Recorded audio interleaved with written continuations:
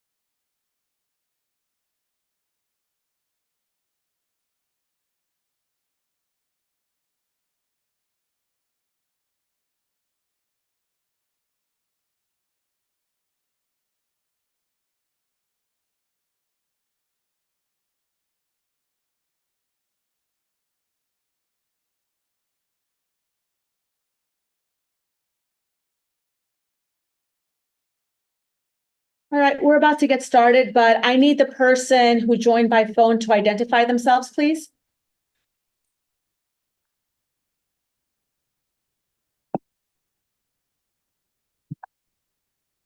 It's a guest, but how do they get access to? No problem, they have it. Yeah. Is one of the panelists joining by phone? Ending in one. Hi, Luana, can you guys hear me? It's Jana. Yes. Oh, hi, Jana. Okay. Hi, I can't use, sorry, I can't use Zoom on my phone because my administrator or IT administrator won't let me and my personal phone's dead. So I'm by audio. Okay, thank you for confirming. So I'm just gonna switch here. Sure. Okay, bye-bye. My computer. You good?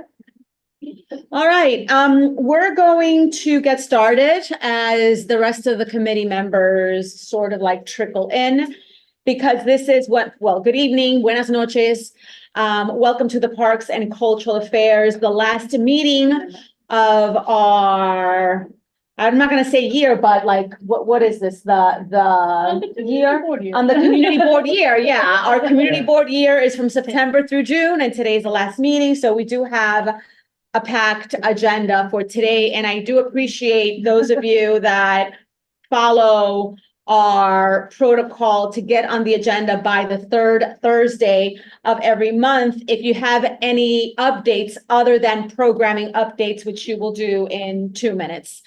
With that being said, I'm joined by my co-chair, Alexis Marnell. Thank you so much. As always, so graciously and graceful to take minutes for our meeting. My update is going to be very short because I would like to yield some time to the Morris Jamel Mansion. There is a very interesting update that everybody deserves to know. And because this came down the pipes at the very last minute, I'm going to give them an in to give the update. But the only thing that I do want to say in my report is that the Inwood Nature Center finally opened, and we were there during the inauguration. It was very exciting, and I'm quite sure that Jenna will update us on that during her Parks report. But I would like to start off with welcoming both Catherine Hughes and Meredith Simon Pearson to inform us about some important updates occurring with the Morris Jamel Mansion.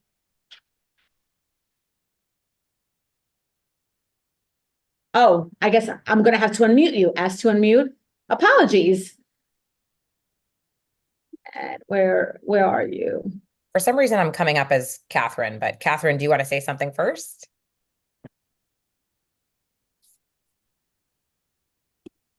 Where is she? Do you see her? No, she was here. I did see her. Hold on. Maybe there she is. I guess she logged up and rejoined again. Okay. But she is a panelist. Hello, welcome. Hello. Catherine, can you hear us? You have been unmuted. See, is she texting me? Meredith, do you want to start? Sure, happy to. This could be happening. Did she share the link with you? Because this is her link. Yes, so she shared it with me. That's what's happening. Every person that requests to be a panelist, you get your very own unique link. So now you're blocking her from joining. Oh, wait a minute. I see another one. Hold on. Okay. Yeah, But she forwarded me the email and said, join with this link. Yeah. Every person gets a link that is linked to your email. So that could be it. You might be blocking each other, unfortunately. So, yeah. Although I do see two Catherine Hughes. So let's see. You can get started, Meredith. Okay, I'll get started. Thanks so much for the time. And hi, everyone. I'm Meredith Horsford. I'm the executive director of the Historic House Trust. I may be blocking accidentally Catherine Hughes from the Morris Jamel Mansion from speaking unintentionally, but Catherine and I are peers, and I think what she was going to say tonight was just that, if you're interested in updates on programming that are going on at the mansion, to keep an eye out on their website.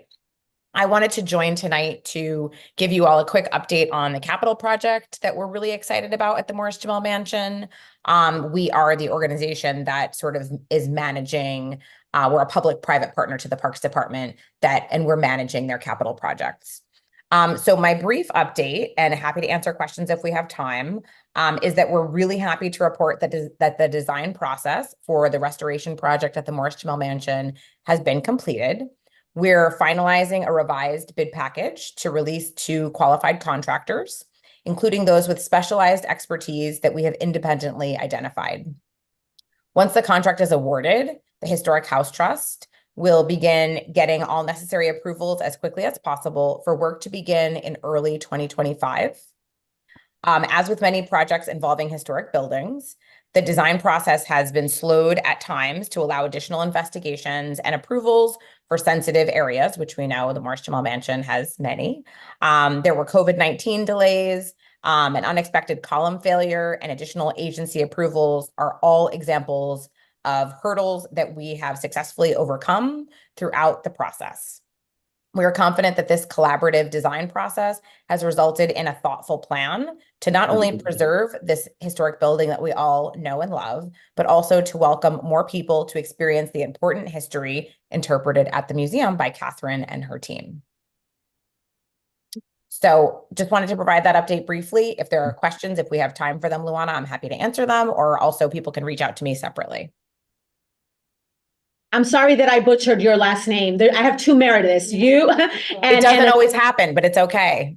Yeah. Meredith is rare. Any questions for Meredith? CB12.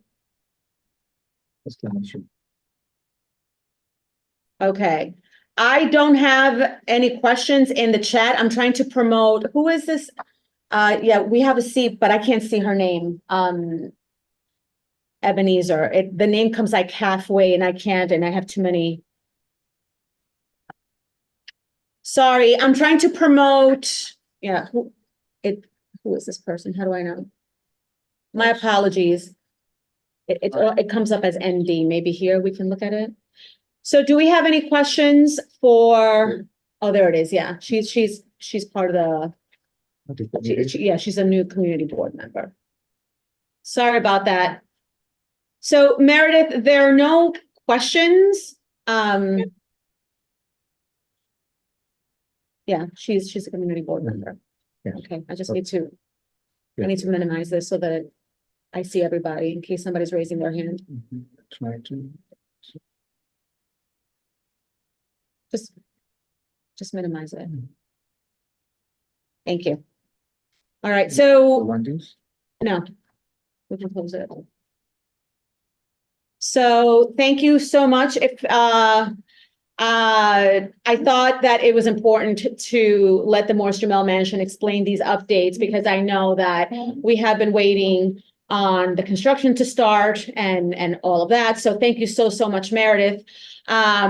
I don't know if now you would have to log off to let Catherine in. That's something that you both can. Because I'm trying technology always, right? So I'll give it a shot. Thank you for the time. Thank you so much. And we're also welcoming Noemi Diaz, who is a newly elected board member. Hello, Noemi, and welcome. So I'm just going to take everybody's cue and just thank Meredith and Catherine. If Catherine joins in, then she can certainly give us some programming updates. Hi, Kitty. Barbara, love your cat. So now we're going to get into 2 minutes of programming. I'm going to start with Julie McCoy from the Canoe Club. Hey everyone, it's Julie McCoy, Commodore of the Inwood Canoe Club, and we are 3 weeks into our summer paddling season where we offer Sunday morning walk-up kayaking events. I'm looking at the numbers right now, and we have actually put about 170 people in the water just through our open house program starting on Memorial Day Sunday. We have also had 3 public youth programs operated by Uptown Paddling. I don't have the full participation list yet, but we did have events on June 1st, June 7th, and June 8th. So we're really excited about that. We are off to a good start. I will post a link to our open house page in a moment. We have a website. Basically, open house, our public program, every Sunday morning. Show up between 9:30, sign up for a wave. We take out 3 waves in the morning. We finish up by around noon. If you are interested in the youth programs, then look up Uptown Paddling. That's the organization we've created to manage a lot of that sort of thing. We are planning to have a special public event on July 13th, which is also City of Water Day. We're working out whether or not we can have an alternate location that might be better suited towards walk-up activity. We don't have a link to sign up for our public newsletter yet, but if you just email inwoodcanoe@gmail.com, That's read by our secretary, and we'd be happy to add you to our public email list. That's all I have to say. Hope to see you again soon. Thank you, Julie. Would you mind putting the email in the chat, please, for everybody to look at? Will do. Thank you so, so much. Barbara, you have a question?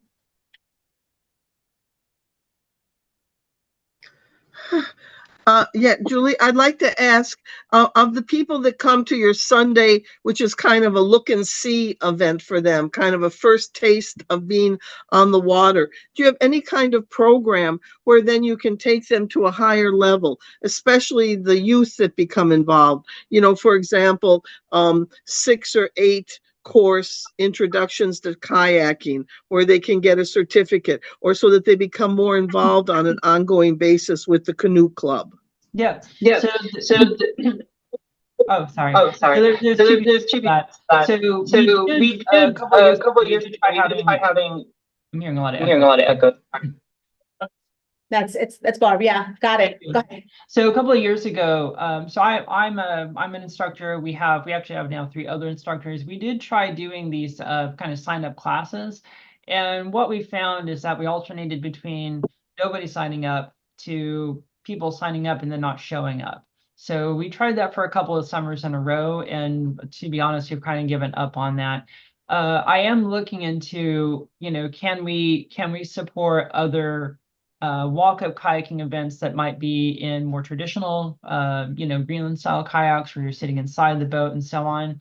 As far as youth goes, I know that Laird Kelly, who runs our youth programs, we want to have a development program. Right now, our youth programs are essentially us hosting other people's groups. We're not really resourced to be like a day camp or a away camp. But he is working with at least one organization, I believe it's Cat Rock, to have the same youth show up time after time. So it's a little complicated, but it is a goal of ours. And we do support members who, there are people in the public who come weekend after weekend and they do get better. But as far as being programmatic about it, it's something that we, you know, we're a small club. We'll do what we can.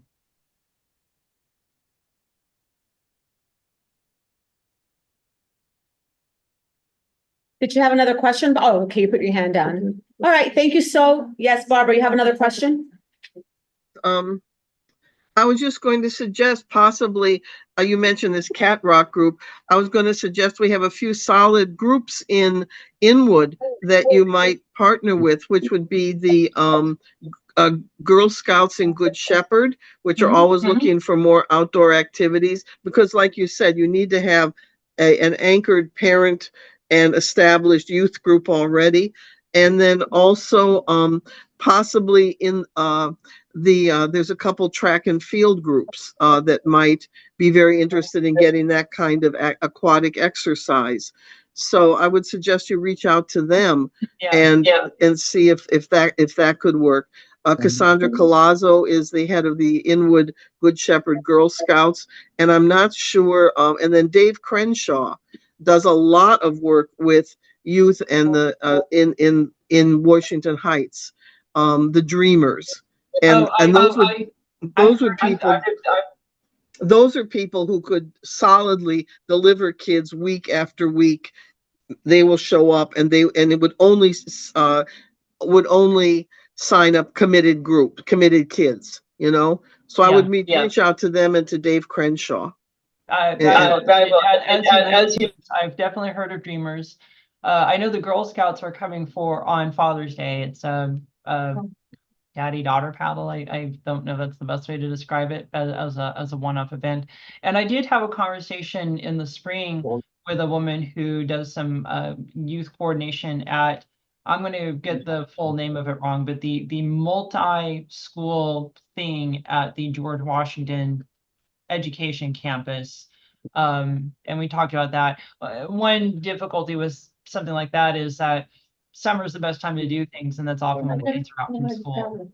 So long-term development, absolutely something we're working on.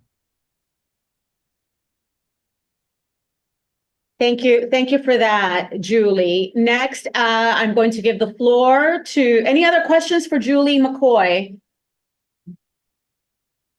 All right, very well. Next, I'm going to call on Kaya Samurcas from the Friends of Inwood Hill Park. I love the Spanish version of my name. You make it fun every time. Great Spanish. Yes, thank you so much for having me. From Friends of Inwood Hill Park, we were very excited to see everybody at the Inwood Nature Center reopening, where one of our board members spoke, so that was great. We are actually very excited that we're going to be having our June meeting on June 29th, per invitation from Ranger Rob, in the Nature Center itself, so it's going to be not a regular thing, but we're going to be having it there, so that email announcement will be coming out shortly, and it'll be on our social media. I can leave an email for us in the chat. If anyone would like to get on our mailing list, please just reach out. And then we're actually very excited to have our first corporate volunteering event in partnership with Riverkeeper, who did the Riverkeeper sweep about a month ago. So we're going to get about 100 people, 100 interns from HSBC, the bank downtown. We're going to have them clearing invasive species, possibly mucking out the big puddle if we can get the logistics and some boots for that. And we are preparing to receive a donation from the organization Shore Walkers. So we're looking to come up with ideas of ways to spend the money for park infrastructure, park beautifications. So that might be a presentation coming in September, if we want to get more community input beyond just what our members have discussed. Yes. I think that's all, unless there are any questions for me. Barbara, you have your hand up. Do you have a question for Kaya? I'll just put our email in the Fantastic. Thank you so much. As a kind reminder, please always include your emails in the chat so that we can make it accessible to those that are participating in this meeting.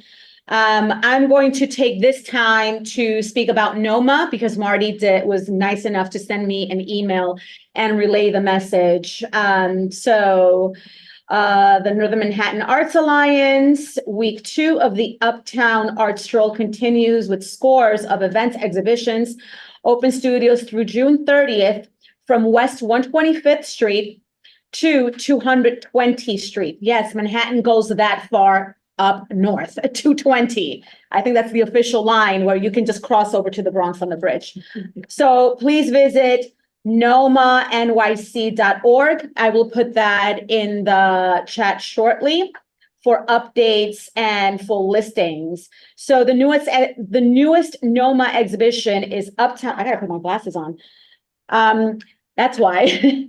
Newest exhibition, Uptown Treasures, Past and Present, opened 6 to 8 p.m. today at the Noma's Gallery on Broadway and 175th Street. Gallery hours are from 1 to 5 p.m. Tuesdays and Saturdays through September 5th and by appointment. You can email Jesus Santana studios@nomanyc.org to make an appointment. Mark your calendars for the Uptown Art Stroll closing reception on Thursday, June 27th from 6 to 9 p.m. at the Hispanic Society Museum on 155th Street and Broadway. Finally, NOMA has 4 artist rehearsal studios priced with artists in mind, and you can always contact noma.org/studios for details. I don't have any answers to any questions that you might have, so I'm going to direct you to their website, which I will be posting shortly in our chat. And with that, I want to welcome David Mandel from DCLA. Do you have a programming update, David? Hey everyone. Yeah, I'd like to give an update about the Fort Washington Library Percent for Art artwork selection. I suspected it was that, but I did not want to speak for you because in my report, I was supposed to say that I participated in the selection process of the artist, and I'm so excited, and the floor is yours. Great. would you like me, I have some slides, I can walk you through it again and show the images of the artwork. I'd like to do that if you have a second. Sure. Okay, and I don't want to take too much time, so I'll make it quick, and I'll also provide these slides as a follow-up, so you can refer back to them. Absolutely. Let me see. I'm gonna try to show. Thank you. Hold on. All right. I believe you have sharing capabilities right now. Okay. Yeah.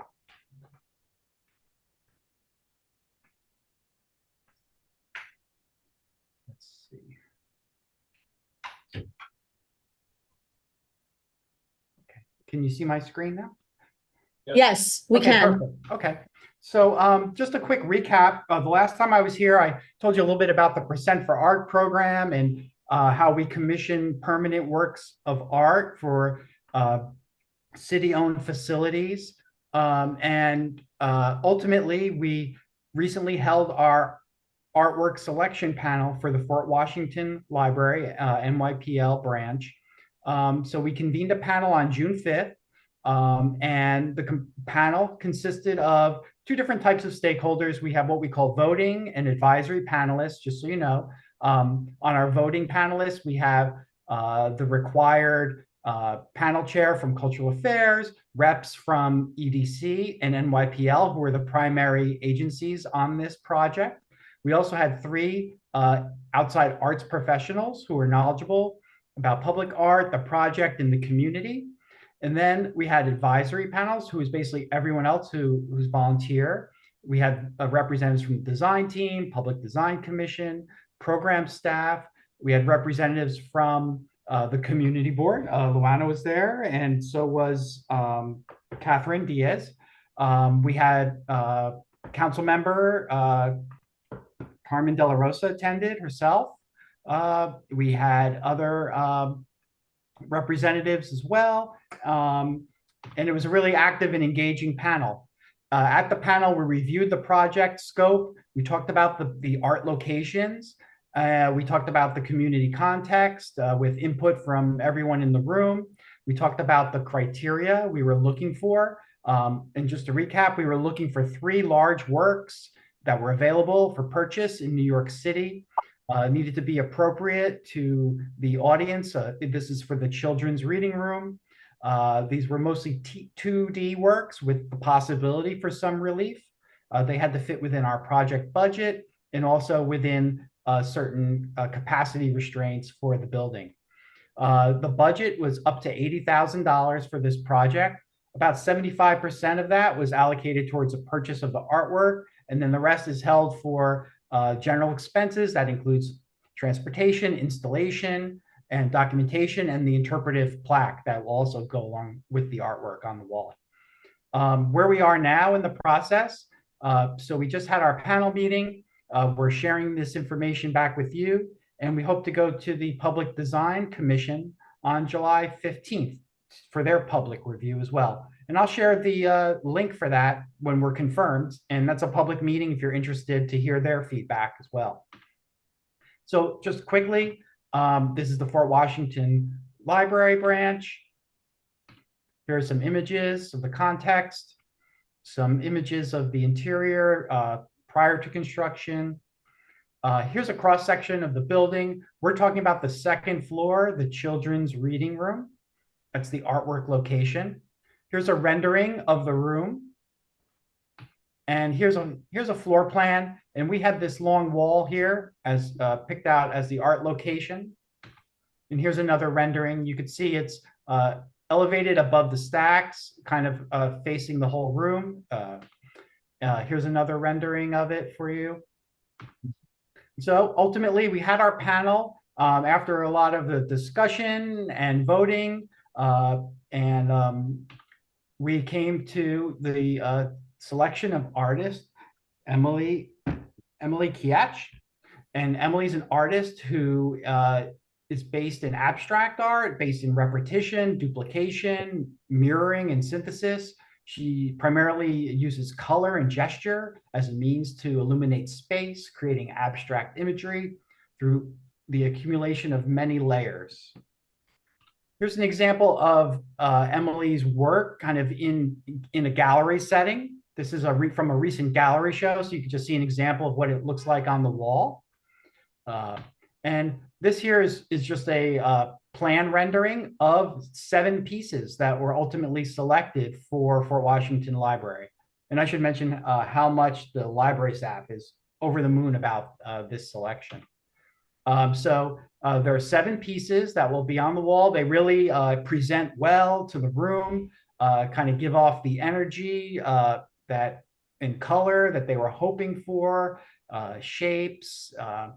And so there will be 7 pieces. And here's just a close-up of each one. And these are all acrylic on canvas over wood panel. So these will be hung onto the wall. David, I'm going to politely ask you to wrap it up, please. Yep, and here's a rendering. And so here's a final rendering for you. And I'll share these slides back with you so you can have them. And really as a follow-up action, just asking for the community board for a letter of support. And if you have any questions, you can let me know. And we're looking forward to having this installed and having you all come in and enjoy it when the building is open. And I also want to take this public space to thank the DCLA for inviting me to help in the selection of the artist and the work. It was not easy at all, because you do want to give an opportunity to everybody, but you know, there can only be one person to do this, but I'm quite sure we will have many, many other projects to enlist the artists that did such a wonderful presentation of their work. Barbara, you had a question? I just had a comment because they were asking for support.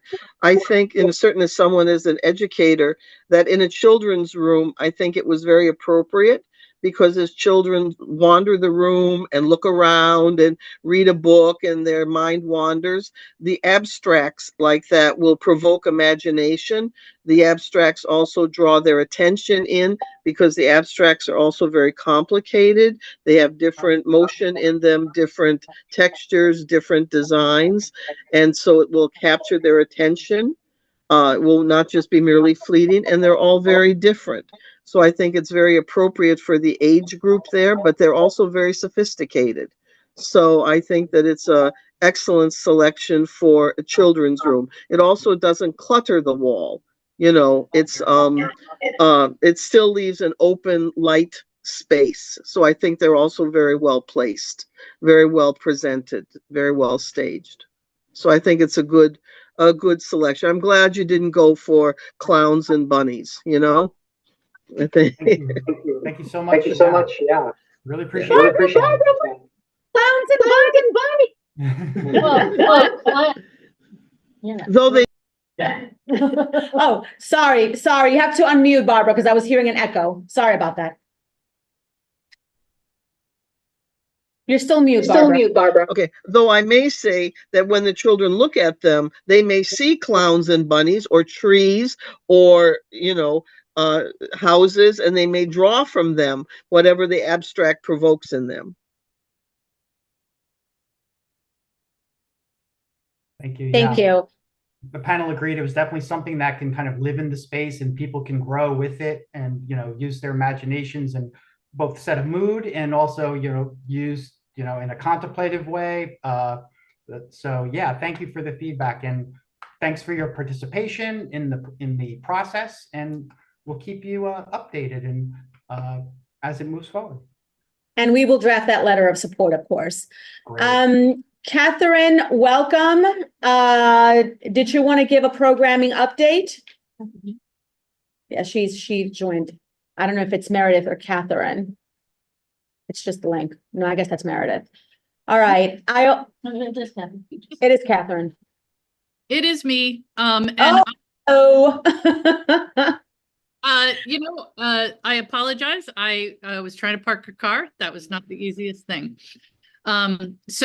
At Morris Jamel Mansion, this Saturday, the 15th, we have a wonderful book launch by an author who has written about the neighborhood of Sugar Hill and Hamilton Heights. So please come by at 12:30 to hear her read from the book sign the book. We have it for sale. And then afterwards, Marjorie Elliott is going to be playing music at the mansion. So that starts at 12:30 on Saturday. That is the biggest thing we've got this week. Did you We have have a question, Catherine, yeah. Catherine, because I know that the author is very good friends with the great actress Barbara Montgomery, who was in my building. So can you say the name of the author and the book? Her name is Davida Sowisa Jones. And the title of the book, I'm going to screw it up. So I'm looking at our website.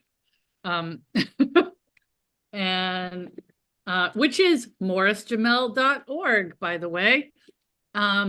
It is, I'm sorry, it's not Jones, Davida Sowisa James. And the book is called Hamilton Heights and Sugar Hill. And we also have, I just want to remind people that we have a virtual parlor chat on Juneteenth about the history of Juneteenth, and that is free. That's at 7. You can go to our website and register for that. And Davida's subtitle, I just am looking this up, is Alexander Hamilton's Old Harlem Neighborhood Through the Centuries. So that is Davida's book. We also have at the end of the month a movie in the park for free on June 27th, Rio. And we're going to start up yoga in the park on July 9th, every Tuesday at 6 o'clock. So those are the programming notes that I will share. And I think that's probably all the time I have. Rio's with Inwood Artworks, right? I'm sorry? Are you doing Rio in conjunction with Inwood Artworks, right? Yes, they're doing it. They're gonna, we hired them to show the movie.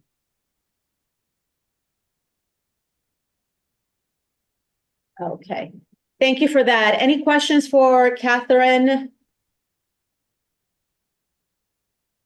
All right, I'm going to take that as a clue. So I do see a number of people that probably have some programming updates. We're still in that section. I conflated the update on the library with programming, but that's okay. It's all good. We still have time. So anybody? Oh, okay. Yes. Oh, Sorry. Kelly. Yes. Yes. Go ahead, Catherine. I'm so sorry. Because I came on late, I was to give Meredith Horsford time to talk about the restoration, but I assumed she already did that. She already did that. Actually, Okay, instead good. of giving a full 5 minutes of a chair report, I just yielded the time because I know that this came down the pipes and we couldn't get you on the agenda. So I just yielded my 5 minutes and she already did that. Thank you so much. Of course. Oh, I have a question about that, though. Yes, there is a question about the Yeah. update. I'm sorry, because I was having computer problems, so if this was answered, asked and answered, I apologize. Yeah. When are you going to inform the community of this change? Well, this was our first announcement, the public announcement today. And we are sending it out in our newsletter this week with an announcement. And we're going to change our website to update it based on this news. And we will also be talking with our elected officials to have a discussion about communicating to the public about it. So we've got a few different things in the pipeline, but those are the most immediate things right now. Okay, thank you for that. And then I also have to clarify that one of the reasons why I did decide to yield my time is because this is the last meeting of the CB12 cycle, and it's only fair to keep the public informed of these ongoing developments with the mansion. I want to call on Dennis, I'm going to say it in Spanish, Camarante, because I don't see you on the agenda, and when you're not an itemized an itemized item, oh my goodness, it's late. I'm assuming that you joined to provide some programming updates. So I have Dennis, Allison, Nathaniel, in that order. So yeah, we're all with Tara for the Oh, Academy Street fantastic. Telescope. Yep. Fantastic. Thank you so much. My apologies. No problem. Marilady, do you have an update? A programming update? Hello, good night. Thank you. Yes, we have on July 20 our barbecue. We want to invite you to come to celebrate with us. It's going to be the same location in the school. I will put the link in the chat. And tomorrow we have the crop training. It's about climate ready playing town at the office at 6:30. Thank you so much. Marilady, remind us about your organization, please. Oh, yes. I'm sorry. I am Marilady Pimentel, the bilingual organizer. We act for environmental justice. Thank you. Of course.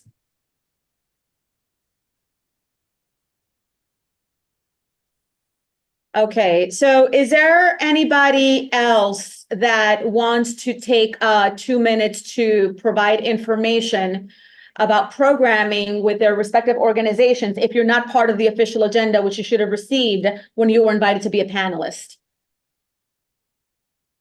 Just speak now or forever hold your peace. Okay, with that, then we're going to move to parks. And if I did forget you, or you can always come back during new business. So take it away, Miss Lasorte. With you, Jenna Lasorte from Parks. Are you there, Jenna? Oh, wait a minute. I have to ask to unmute.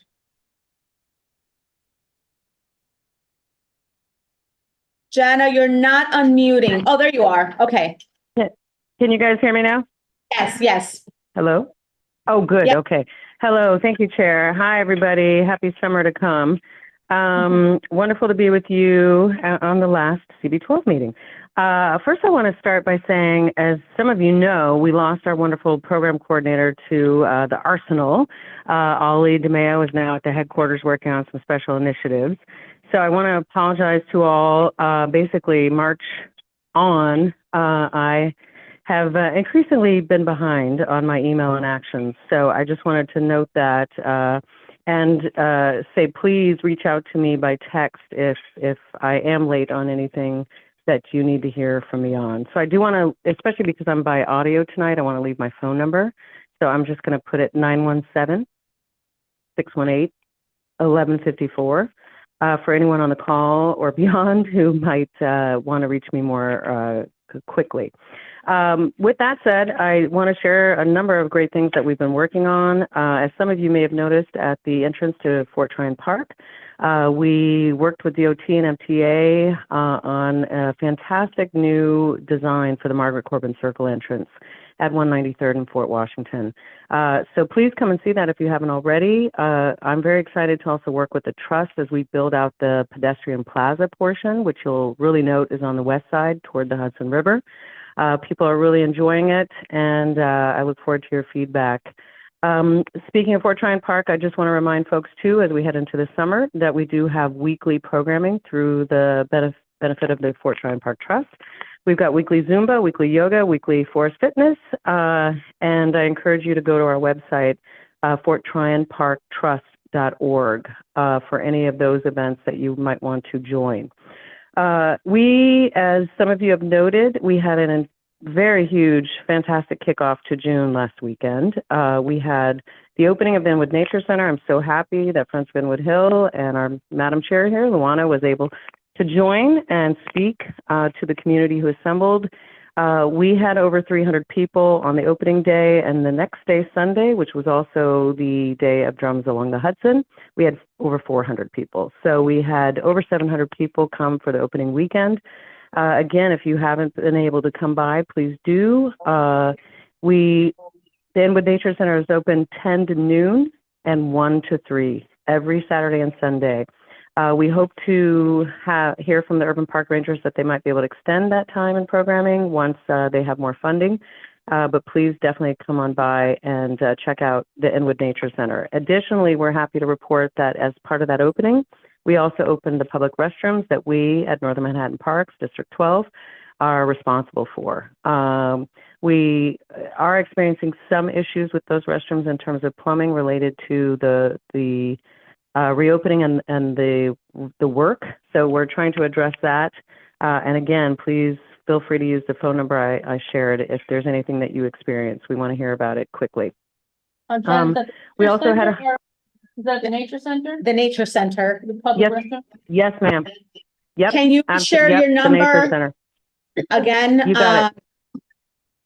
Sure. 917 Uh-huh.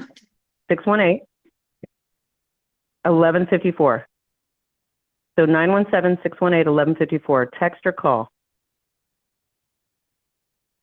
So aside from the Nature Center, we also had Hike the Heights, which, as some of you probably know, hats off to all the great people behind the Hike the Heights, Nancy Bruning, Isabella Breu, Coach Dave, and so many other organizations who basically create routes across all of our uptown parks, Washington Heights and Inwood, including Harlem, that result in a public celebration at Sunken Playground.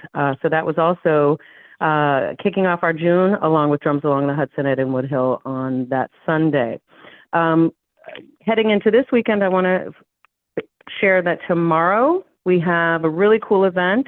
Carmen de la Rosa's office and Councilwoman Stevens from the Bronx, they're collaborating on the second annual Pride on the High Bridge. So that's at 5 o'clock tomorrow on the High Bridge. Feel free to come by. We'll all be there. And I'm looking forward to working with them next year so that NYC Parks can be an official partner as well as we build the program out. This weekend, just a couple quick programming notes. June 14th, 6 o'clock, we'll have Scandia Symphony at the Fort Tryon Park Trust. June 15th is Jazz Power Initiative at Inwood Hill Park at 3 o'clock to 8 o'clock. And June 16th, we have Scandia again at the Billings Lawn at Fort Tryon Park at 2 o'clock. One other future forecast event, we have Films on the Green with Triplets of Belleville, June 28th at J. Hood Wright Park. And a huge, huge thanks to our rec department and public theater for bringing an incredible play, Comedy of Errors, to J. Hood Wright, which was bilingual, and we had a massive audience turnout. So thanks to them for that. Let's Green, I want to really highlight that. Let's Green is our volunteering and engagement initiative. All Friends groups are welcome to be registered as part of our Let's Green initiative. So if you haven't registered yet, please reach out to me and let me know, and I can help you get signed up. That allows you to directly report all of the great work that you're doing and get recognition for that as well. Dog runs, want to share some updates there. We're working on the designs for the J. Hood Dog Run related to the participatory budgeting money that they received from the councilwoman and that they raised. Also, the new dog run, Larry Neal Dog Run at 162nd and Edgecombe. We have a design for that in motion. Rocky's Run, we're working with the team there in terms of the funding from Councilman Abreu so that we can move forward the goals there along related to design, mulch, lighting, and more. Please also, if you haven't, visit Highbridge. We completed a very exciting project with Central Park Conservancy, our partner over at Highbridge, for the rest of the year. We repaved the entire path from south of the rec center to 167. It's really made a tremendous difference, and we're quite excited. In July, we will work with them on the second part of the program, which is a special improvement project to end the dead end. There's a dead end that is part of an old path that was closed off, so it doesn't connect to the sidewalk, Edgecombe sidewalk, and Central Park Conservancy will be working with us to end the dead end. That will also relate to a future goal we have to open the terrace there for programming for schools along Edgecombe. We're also happy to report that we've been working on the basketball court issue. We know that there have been a lot of repairs needed there.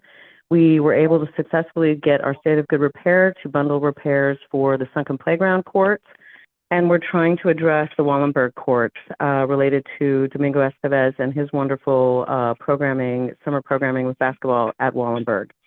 Additionally, just a few notes. Very happy to be working with Uplift NYC, Chris Sedora, and others as we try to build out some youth volunteer gardening programs. So if you're interested, again, please reach out to me if you want to look at doing that as well. And also stewardship. We're always Jana, looking can I for. stop you for 1 second? Somebody has a Yes. question. Sure. I just wanted Okay. to know, you set off so many events and I was trying to type, but I couldn't get them all. This is recorded. This is recorded. Fantastic. Yeah, these meetings are recorded that you can, and streamed live. I need a cup of And then coffee. there's the minutes are also posted. And then the minutes are also, Okay, yeah. put those minutes- Please continue, Jana, and you have about Okay. a Yes, minute ma'am. left. Okay, I'm going to wrap it up so Chris can make some key capital updates if Chris is a panelist. So we're looking forward just to the summer ahead. Related to events, any events that NYC Parks partners on or our friends group, you can go to nyc.gov/parks and search by park or by date or both. So thanks to all the friends groups. We hope you have a wonderful summer. We're looking forward to working with you. Pools, as a reminder, open June 27th. Chris, are you there to report on some key capital items? I have a question for you, Jana. You're being asked to share the registration information. If you say that, I can type it in the chat for you because I know that you're joining from your phone. Registration information for what? Kaya, can you specify, please? For the organizations to be able to report their volunteer activities directly to parks? Yes. Well, certainly. Hi, Kaya. I can Hi. share that with you directly. But if Okay. you go to nyc.gov/parks and just type in the search bar, Let's Green, it'll pop up for you. Okay, great. Thank you. Less green. Let's. Let's. Let As in let us. English is not my first. Exactly. So let us. You speak many, so. I try. Okay, thank you. Chris, are you ready for some capital projects updates?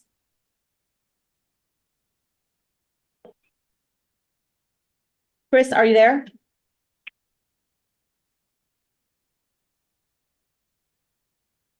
I mean, I did see him. I think he's under a separate name. Hold on. Yeah.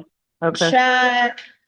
I think he's under Kelly Jordan, I believe, and I keep promoting that user, but keeps declining me. Well, let me see if he's in the chat. Hold on. Oh yeah, I'm Let me see ready. if he's Yeah, he's texting me. ready. No, he's Okay. ready. He just told me up. I'm promoting him.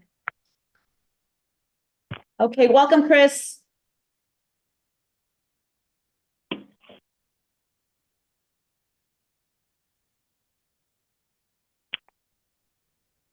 Hello. Hello. Can Good you hear evening. me? Yes. Yes. All right. I don't know if you can see me or not, but We so- cannot. That's weird. Okay. Well, hi everybody. Thanks for the couple minutes. Just a quick capital update. Our oldest project on the ground right now is the Quisqueya Playground restrooms in Highbridge Park. We have about 70% of time elapsed, and the project is just about halfway done, maybe a little bit more than halfway done. We have another project update next week. Dykeman Rest. I don't know if any of you have been over there lately, over on Dykeman, like, close to Nagel and the train station. They are only a little bit more than halfway on their time frame, but they're at like an 80% completion right now. So they're ahead of schedule. They are jamming. The contractor's doing a great job, and we have like a tentative open date of late summer. So we'll update the community board on that if we have a more solid date, even before we meet again. We have that's Dykeman Rest. Sorry, I'm just Monsignor Kett. They were behind schedule, but the building is up now. I don't know if you've been over at the Monsignor Kett playground, but the restroom, the walls are up. Roof is going on next week, and they're again, contractors doing great. They're kind of jamming. Bennett Park, we have another update meeting next week. They're only maybe about 25-30% done, so that's continuing, and they're on pace. Inwood Hill, so the soccer field is being reconstructed just north of the hockey rink. That is a tentative start date of July. We're just waiting for the project to get registered. And then again, I think I mentioned this last time, the Inwood Hill ball fields 1, 2, and 4, which is over by Seaman and Isham Street. Those are slated to undergo reconstruction starting in September. And that's all the capital updates I have. That is good news because we struggled so much to prioritize during our ranking period, which happens usually September, October. So I'm so excited to hear that all three are actually going to be updated, refurbished. I do have a question, Jana, because this is the last meeting and our next meeting will be in September. But do we have any updates on the Medieval Festival at all? Is that happening or are we tabling that until next year? Hi, Luana, can you hear me? Yes, I can. Okay, great. Just unmuted myself. So the Medieval Festival was an initiative of the Washington Heights Inwood Development Corporation. They have decided not to continue it. COVID really sort of killed their funding for it, and they've decided that it's not part of their core mission. So with that said, I have been working with some viable partners to have some conversations to see if we can rebuild it with a new multi-partner, multi-site model. So I can definitely give updates on that by September. Great. Thank you so much. And the reason why I'm asking, I don't want to put you on the spot, but of course it is my responsibility as a chair to also ask those questions because I do get those either via email or in conversation with the community. Yeah. And I know that that was such an event, right? Such a visible event. So I just don't want to be like, oh, let's pretend that that never happened. Like we had year after year after year, this event that draw in a lot of people, a lot of money into the community. And then I understand what happened and how contentious it became, but I would still like to continue that conversation. I'm happy that you're open to that. Barbara?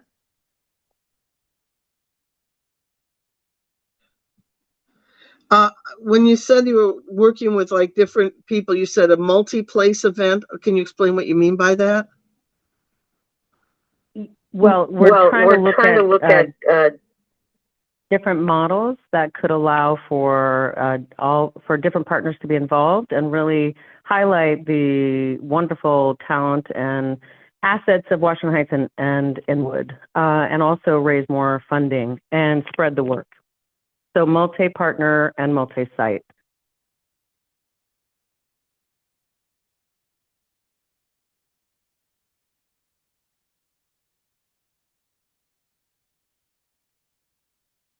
Barbara, we were both mute. I'm telling you that you're mute while I'm mute. Sorry. Okay.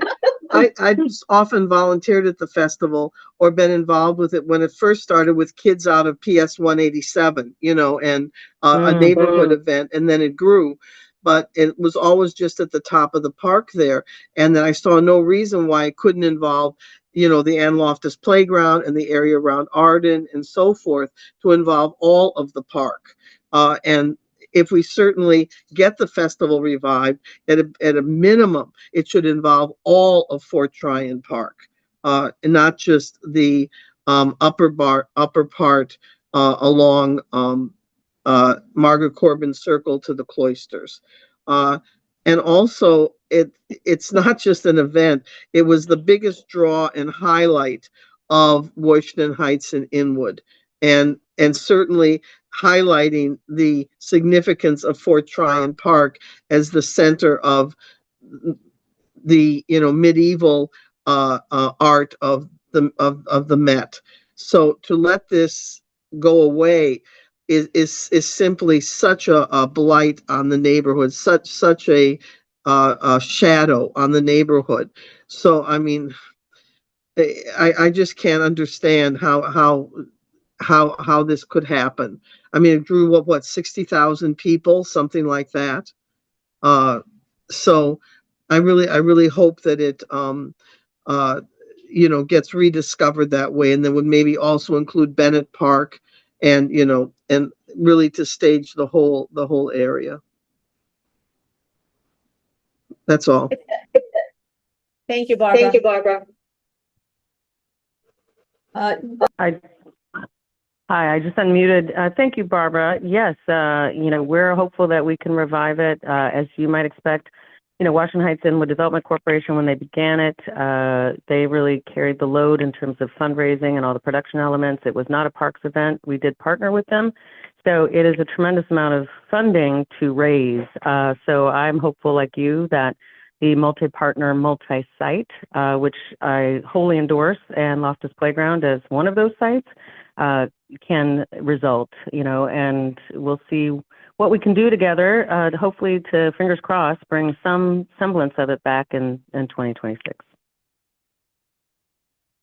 Well, I see it as an opportunity to just redesign the whole event once again. So I'm very, very hopeful.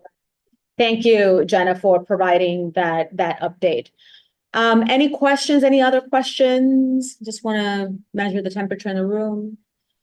Okay. Did you have a question? You're about, I forgot to my program. oh, yes. Programming update. Sorry about that. Alexis. So this is just, for Classical Theater of Harlem, beginning, July 6th to the 28th, Tuesdays through Thursdays, starting at 8:30. We are doing, at Marcus Garvey Park, we are doing a Midsummer Night's Dream set during the Harlem Renaissance with jazz music, Lindy Hop, tap dancing, and a lot of fun stuff. Thursdays through Saturdays, it goes Tuesdays through Sundays, starts at 8:30, and our community activations are also Thursday through Saturday. We have vendor pop-ups, health and wellness screenings and bands. We have Popular Bank doing financial literacy for families, and other little surprises. Children's Health Fund for college. Come get all your medical screenings done. So hope to see you there. Thank you. Does anybody else have a programming update? If you're not an item on the agenda. Yes, programming, 2 minutes. Oh, be short. Bob Barnett, Harlem River Community Rowing. I just wanted to give you folks a quick update that we launched our season in April. We are currently offering a programming Saturdays and Sundays for both the skilled rowers and also novices, people returning to sport. We've started our first of 2, perhaps 3 learn to row programs, and we are also started a weeknight row and exploring morning rows as well. We've had great response. Understand it's all free, so that I wanted to mention that. And Thank you. Going through November, and we're doing our first regatta this weekend. Oh, nice. Can I please have the name of your organization to put it in the chat? Harlem River Community Rowing. And we row out of Muscota Marsh Park. Muscota Marsh, yeah. Is that all one word? Rowing? Harlem River Community Rowing? Yeah, HRCR. Oh, hold on. Rowing. Okay, I thought you were giving me the website. Let me just make sure. It's fine. Harlem River. Right. Any questions for Harlem River Community Rowing? Okay. And then I'm sorry, can I have the website so that I can put it in the chat for everybody to see? It's www. Harlem River .org. Harlem River CR Community Review. .org. Yeah. Thank you so much. Great. Thank you. Thank you. So no questions for Harlem River Community Rowing. So now we're going to move on to the next item in our agenda. Tara Das from NYC EDC. I know that you brought your crew here, so take it away. Great. Thank you so much, Chair, and thank you everyone on the community board. I'm Tara Das. I'm a senior project manager on the EDC, the Economic Development Corporation's Government and Community Relations team. We are rolling deep tonight. We have my colleagues Dennis and Jen from the EDC Capital team. We have Sarah from the Parks team, and we have Allison and Nathaniel from the Quinell Rothschild Partners consultant team who have been on this project. Now, for folks folks who have been following this, you may be aware of this project already, so I won't go into too much of the background of all this, but we do want to give a quick recap of what this project is, just for level setting. I will say for tonight's presentation, it's mostly just an overview of where we are in the process, but we do plan on coming back in September for a much more robust presentation on our design concepts. We know it's been a while since the last time we came to present on this, so wanted to make sure that we had a touch base right before you all break for the summer, and that we're ready to go and delve into the meat of this when we all reconvene in the fall. So with that, I will share my screen. Can folks see this all right? Yes, we can. Fantastic.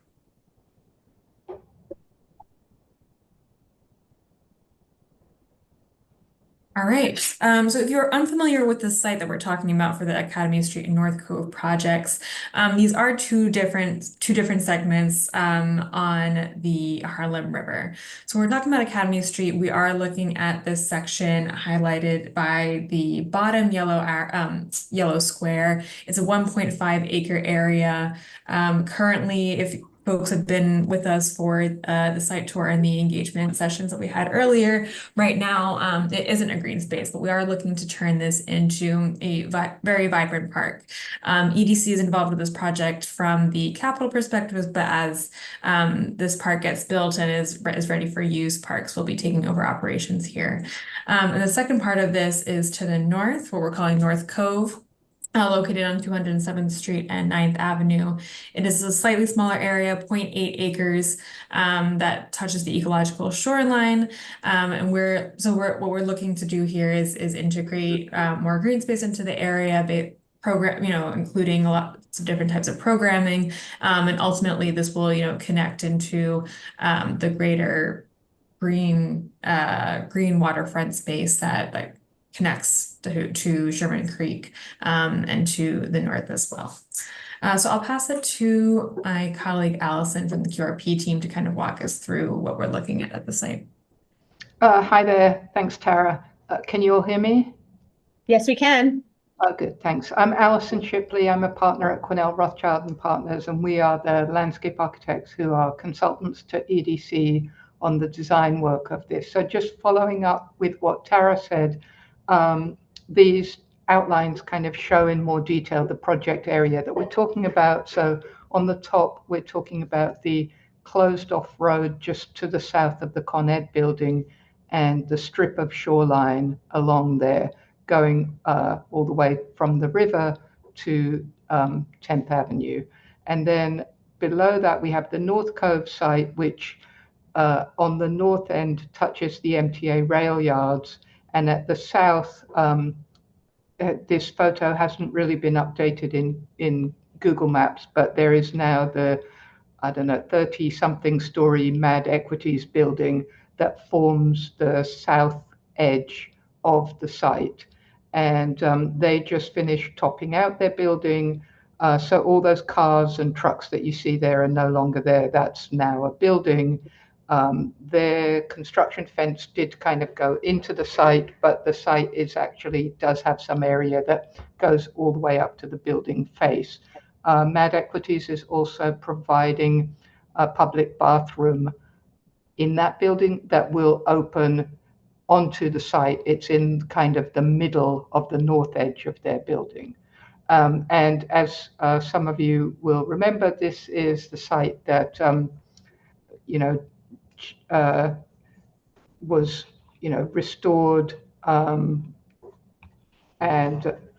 sorry, Nate, what? Yeah, so there's been a lot of ecological restoration on this site, and I know a lot of people have a lot of investment in this site and seeing this being restored to public use. Next. So as Tara, as Tara mentioned, we spent last spring doing a lot of public outreach, and we really kind of covered our bases with a range of different meetings and outreach. We met the community board, we met the public officials, we had a tabling event outside the subway station at Dykeman Street. We met at the Senior Center and the PS5 Ellen Lurie School, and we had a kids workshop at the school. So we got a good amount of input that we feel covered a broad range of local residents. And what we heard was that at the Academy Street site, people really wanted picnic and barbecue areas. They wanted to be able to get close to the water's edge and have a major event or gathering space. It was felt that this area would be a good place for performances. It's away from residential neighborhoods. And then to have some sort of play or water play areas and fitness areas, as well as, of course, trees and planting and lots of seating and habitat preservation and enhancement, lighting, and other amenities like drinking fountains. There is a lot of constraints on the Academy Street site due to the Con Ed facilities. They have a lot of underground facilities that run through the street right now and proposed utilities. So we are currently in our design kind of working around those constraints where we can plant trees, where we can put stuff on the site. So there are some limitations. At the North Cove site, the major features that were requested were really more of a natural site with natural features, habitat preservation, picnic areas, again, water access, trees and seating and lighting. So going on to the next slide. So we, as sort of Tara said, we've just started in the design phase. So we did kind of work on the concept phase last year. Then we kind of took a time out to gather more data about the site, specifically things like looking at what elevation we should set the site at and looking at what kind of features could help to protect the site against storms and floods and other sort of future events. So we're just starting the schematic design now, and our intention is to come back to you in the fall with a schematic plan for each of those sites to show you before we move on to getting into the final design and getting approvals from the Public Design Commission and the other sort of reviewing agencies like DEC and DEP. So that's really where we are right now. And next. So yeah, we intend to come back to you guys at Community Board 12 in the fall. And so we are here to hear if anybody has questions or anything you'd like to share with us or questions that you'd like to ask us today. I see Barbara has her hand raised. Yeah, Barbara. Just in time with 2 minutes left for the presentation before we move into questions. So thank you so much, Allison. Thank you. Barbara, you have a question. Well, first of all, comment. I want to make sure that we remember and honor James Cataldi when this is in the final design. I don't think this would even be happening without him and all the work that he did for years. So in the final design process, not just some little plaque, but I really want you to really think about how he can be remembered in the design process here. Maybe some kind of arch with his name on it or something. Just, go back to your imagination and think about the Birdman of Inwood. Okay. So that's my first comment, and, make it wonderful. Make it fly. And then the other thing I want to say is on the Academy thing where you said a gathering meeting space because there aren't many people there. Au contraire. There's, first of all, the 30-story Mad Equities building. There's going to be a huge building on the former Pathmark lot, and also a big building going up where the gas station used to be. So that's going to be a very populated area. And I fear that if there's some large open area there at the end of Academy Street, that's going to become a huge, noisy, wild Saturday night party area. We already have a huge problem in Inwood, where across the river, right on the street across the bridge off of Fordham Road, there are huge speakers blasting on Saturday night that requires big police action and such. I urge you to go and look on the 311s or talk to the 34th and the precinct right across the river where there are huge gatherings and such. So I think you might be building a big problem in there where you talk about a big gathering space. It's going to be a highly populated area. I didn't mean to say that it wasn't highly populated, just that directly adjacent to the Academy Street side, we don't have any residential buildings. We have Con Ed on the north side of it and the Open Cove on the south side. And then, of course, there's the Dykeman houses on the other side of 10th Avenue, but it's not like you literally have buildings overlooking the site. So that was something we heard during the community input session, was that people felt that they needed a space for, I mean, we're not talking about massive events, but people were saying that, like up in Inwood Park, that there used to be some concerts and that isn't happening so much anymore. So they're looking for some space that could potentially host concerts or a movie night or something like that along those lines. There's a question here. We have a community board member asking if this was part of a survey that was promoted last spring. I believe yes, That's correct. Yeah. So we had I would rather the organization answer that.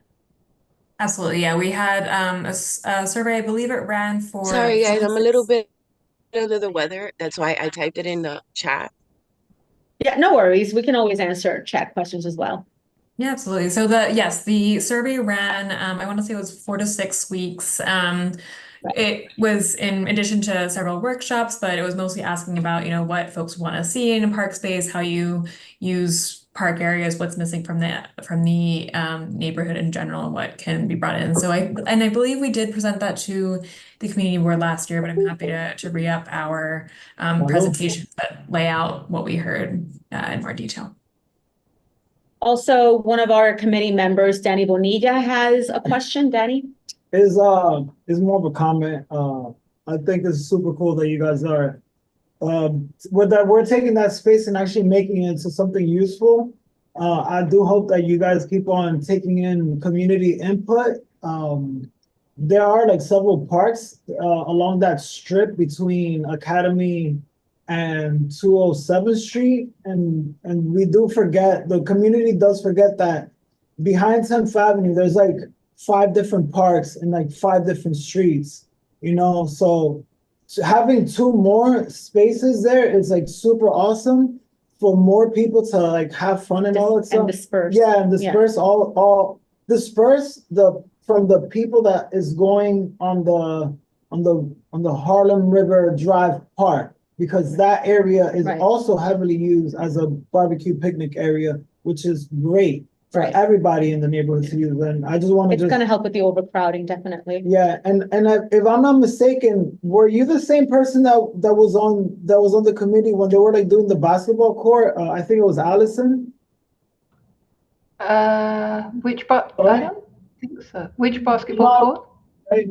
No, but I just do hope that you guys keep on taking in our input and like keep on working with us and give us, and like at least meet us halfway, and like because we are important and we do live here.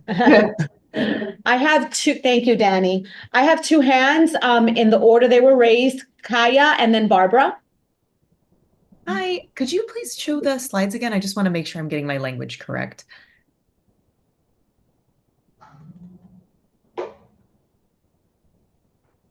Thank you. So looking at the priorities of the different parks, if you could, yes, that one. So for North Cove, following up with Barbara's comments about James Cataldi as the Birdman of Inwood, I absolutely agree that acknowledgement of all of the work that he did and what ultimately led to probably a lot of the health conditions that caused the end of his life prematurely should be acknowledged. I don't know if an arc or if you have a permanent name for the park or at least a segment of it. And I think given his work, he would absolutely be asking questions about the types of habitat preservation, specifically for migratory birds, which is something that the people, your neighbors to the south at Sherman Creek and Swindler's Cove have been concerned about. And part of their construction of the what they call a living shoreline with the oyster reefs. And so this is all part of the larger question that I think would be really important to not only the memory of James Cataldi, but other members of this community and other members of this community board as well. So I hope that in September we will see elements of those designs there as well. Relatedly, since this is immediately on the waterfront and the New York State Department of Environmental Conservation is predicting a minimum of 75 inches of sea level rise, so over 6 feet. What your ideas about sea level rise and being conscientious of that, as this park will be here ideally for a long time, and how to mitigate that? Well, that is something that we have been looking for. The North Cove Park is actually significantly higher in existing elevation than Academy Street. And so we're already pretty high up there, almost like elevation 11, elevation 12. So we are looking to sort of integrate some resiliency measures. One thing that I do need to sort of remind people, and as you mentioned with Jim Cataldi and his health issues, the park is extremely contaminated. And because of that, the entire park will need to be dug up, which really means that we cannot keep any of the existing trees because we need to put 2 feet minimum of clean fill over the entire park. And if you put clean fill over the existing trees, they will die because, you know, they can't be buried 2 feet and we can't dig up like 2 feet around their roots. And so we are going to be basically starting from scratch here. So we're going to be looking to sort of bring in the clean material and create new habitats, new planting, new ecosystems in this park that will deal with issues such as sea level rise, climate change, and those type of things. And that will all be integrated into our design for the park. Thank you so much. I really appreciate you saying that. That's definitely something that I think people will appreciate. And you have so many people, neighbors, community members, community organizations like Friends of Inwood Hill Park is a shameless plug, who will be very supportive, very interested in what you're doing and hopefully working with you in the future. So thank you. Thank you. Barbara? Yes, 2 things. Number one, and Kaya started to touch on this. How will this design impact the oyster beds? Are there oyster beds there? Will they be expanded? Can you comment on that? And then number 2, as I look at this, it says water access. I don't see anything that directly says, will there be any kind of pier or anything so there could be a kayak or a rowboat access in any of these parts of the parks? We have looked into that, and sorry, Dennis, did you want to? Yeah, I mean, we're going to be coming back in September with designs, and we're working through our designs currently. So, I mean, I think it's a little premature to talk through kind of what will or won't be in the park at this point.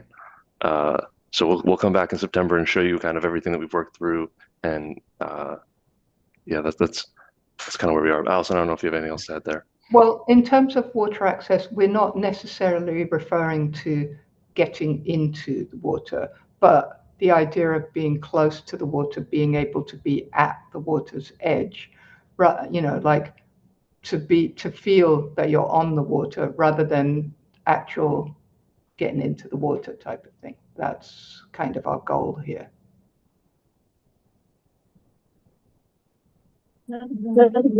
Do you think that it's important to have some kind of boat access?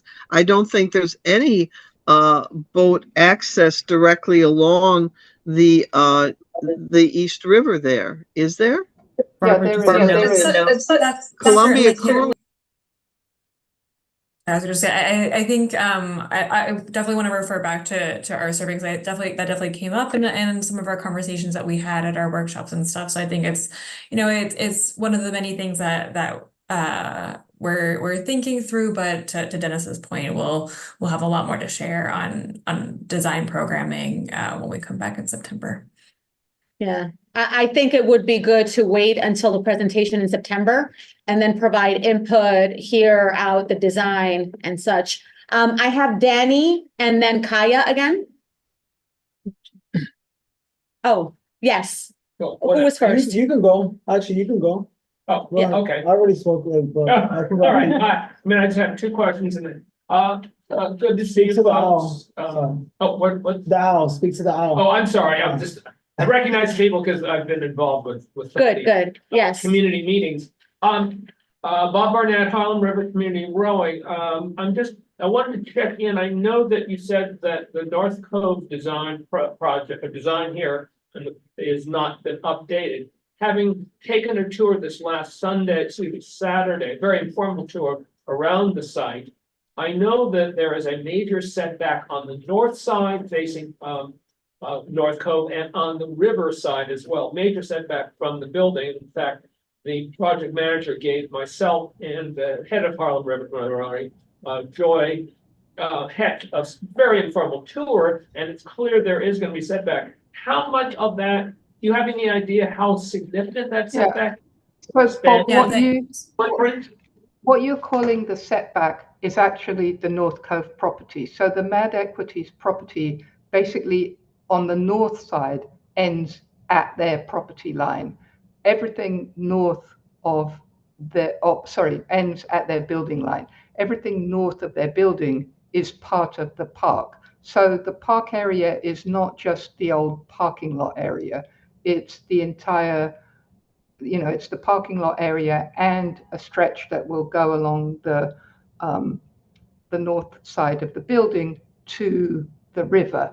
The part on the east side is part of the Mad Equities property, and they are separately developing a waterfront public access path that will link the north edge of their building with 207th Street. So it will really kind of wrap around the south edge of the building. So from 9th Avenue and 207th Street, the public will be able to walk kind of like on a sidewalk along the south edge of the building and up the east edge of the building. And when we develop our site, you will then be able to go from that northeast corner of the building back over to 9th Avenue through the park.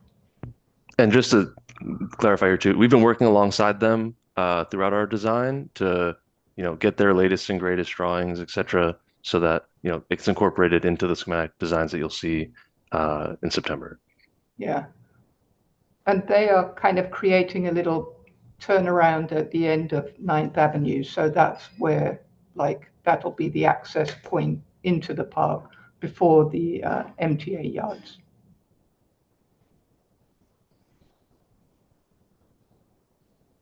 Does that answer the question?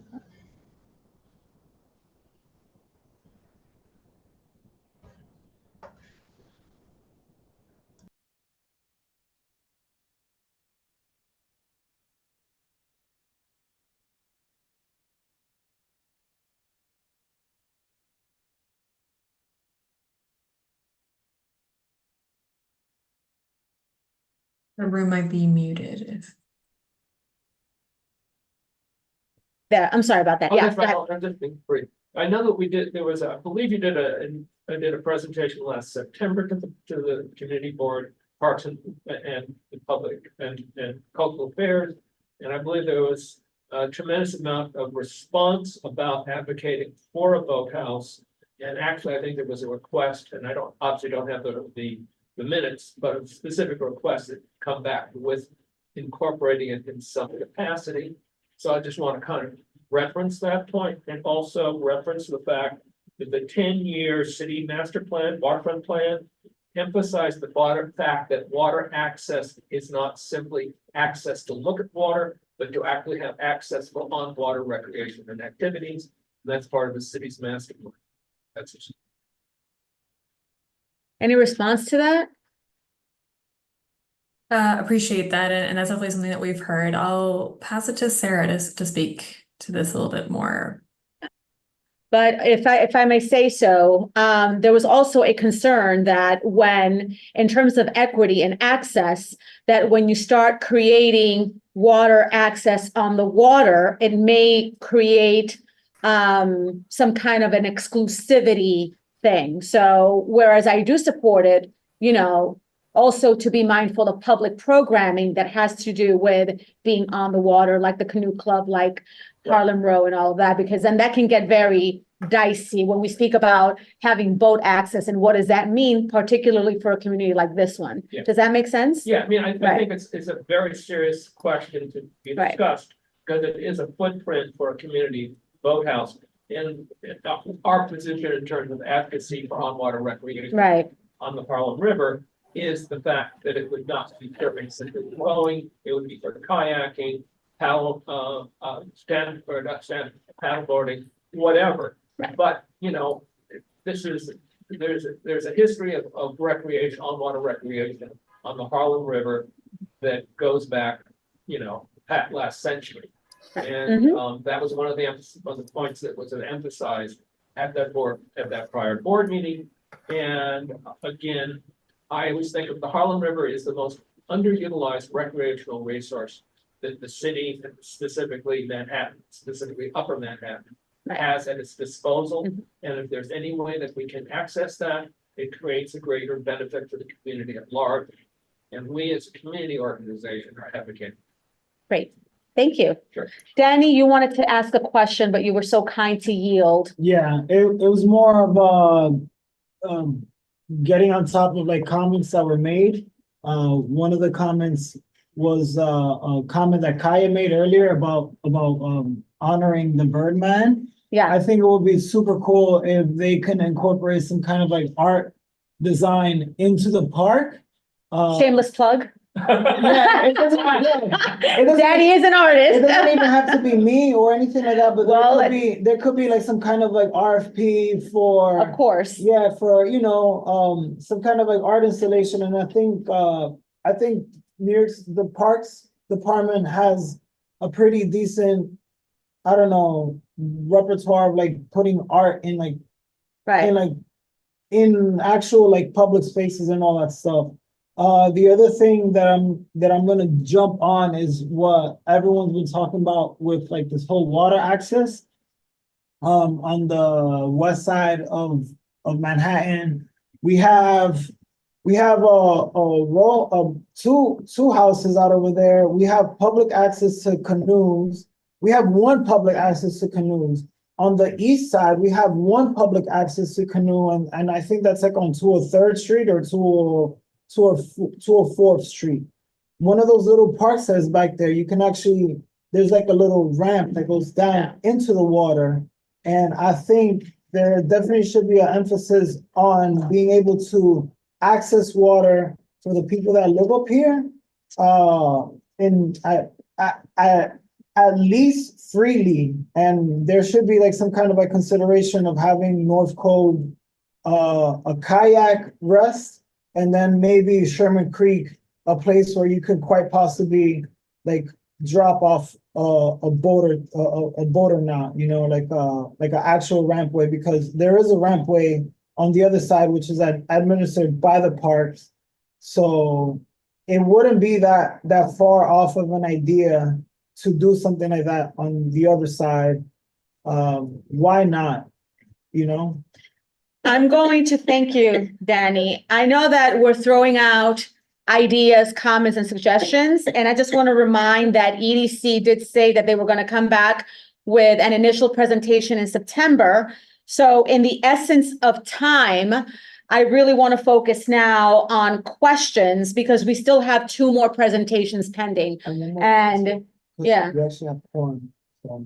we're not passing resolutions tonight. Oh, we're not passing. No. Okay, it's fine. Yeah, there are no resolutions, so we can be Cool. quorum. That's okay. So with that in mind, Barbara and Kaya, questions? Yes. You said no resolution, but don't we have to have some statement in support of the art for Fort Washington Park? like maybe the comment, basically along the lines of the comment that I said, that we're in support of that art? That's a reso, isn't it? No, if it's a letter of support, that can be brought up to the executive meeting on Monday. If we are provided with a template, it is not a resolution, it is just a letter of support. That is what the CBC. Oh, okay, can we use the, Oh, I'm sorry, Barbara. I was hearing an echo, so I had to mute you. Sorry. Yep. Go ahead. can we use the comments that I made as like the sort of template for the letter? I think people were more or less in agreement with that. Yeah, absolutely. Okay, are you gonna write the letter? I mean, just your signature as chair? I'm gonna write it. I'm gonna write it and send it to the committee for review and comments, okay? Someone with kiss. Kaya, do you have a question? Yes, something that hasn't, as far as I know, been discussed in regards to this is the proposed boathouse in Sherman Creek Park, directly below the Academy Street site, that is going to have, it's going to be operated as a concession by Row New York. So there is going to be a dock coming directly in that area, but because it's going to be for their programming, which is going to have kind of an open element, but it's not really going to have boat storage. I believe they're only going to have 9 spaces for non-Row New York. So that's a very tight, that's a very limited amount of space for potentially a lot of people who are interested in getting one of those spaces. So I think it's almost like too many cooks in the kitchen. Like if you want to put some kind of waterfront boat access right there, then Sherman Creek is going to be coming sort of like this, but at the same time, if North Cove is going to be more about the ecological preservation of it and as a kind of a living shoreline, then Academy Street kind of does seem like that. So I would potentially reach out to Row New York and see if there's some kind of collaboration that can happen there. So you're not, if you want to build a dock and they're building a dock, you don't hit each other at the very least. But it seems that they've mapped it out as a site that is viable for a boathouse, and the I believe it's the Peter Sharp boathouse is going to be decommissioned following the completion of that project. Yeah. I won't speak for parks, but Sarah and Jenna, if there's anything to respond there. Kaya, hi, it's Jana. Just to note that the Peter Sharp Boathouse has been there for many, many years. So yes, Row New York is replacing the current boathouse, and that doesn't negate the opportunity to have a dock along the new parks.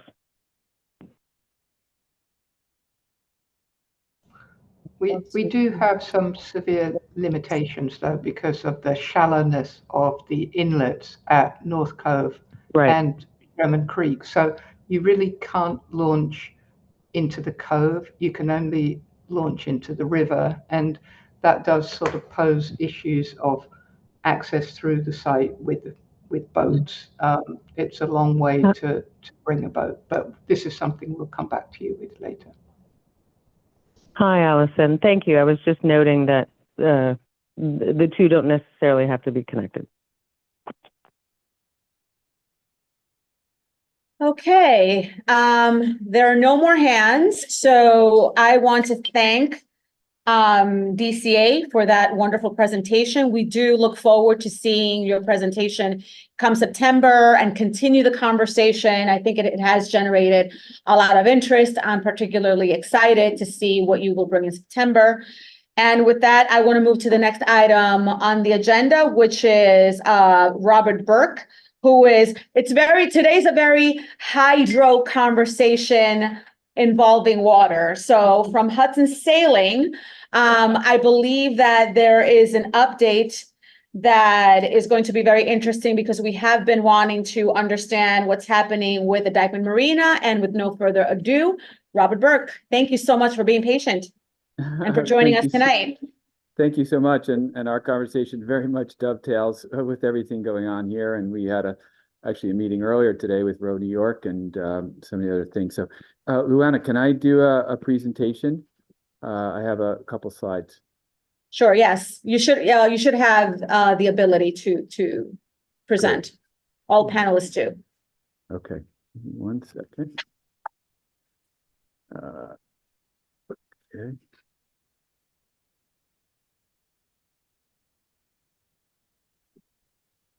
Okay, share. All right. Well, thanks for making this on the agenda, and I'll try to be as brief as possible. So I presented to you in December a little bit about HRCS, but we're looking at the Dykeman Marina. Just so you know, our little background, we have several key programs. Biggest is Sail Academy. That's a youth development program. That's year-round. We work with 5 public schools in the area in a year-round program. And then when we're on the water, we're at the Marina.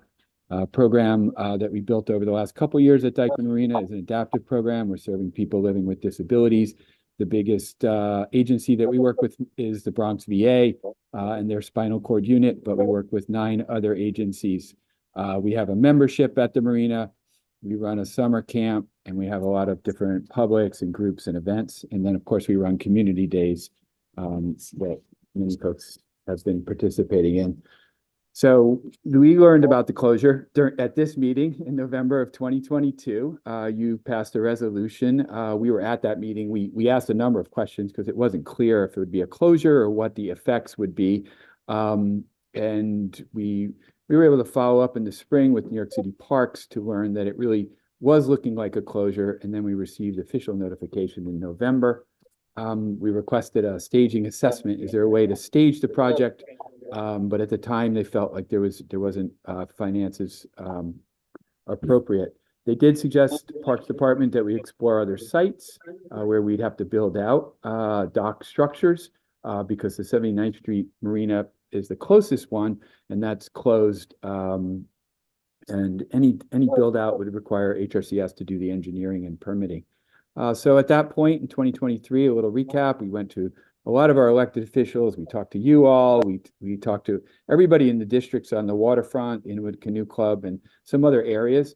We met with dock builders at all the areas that the Parks Department suggested, and we met with marine engineers.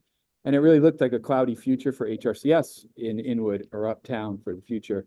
2-year closure with the building of our adaptive and the youth programs just isn't sustainable, for nonprofits.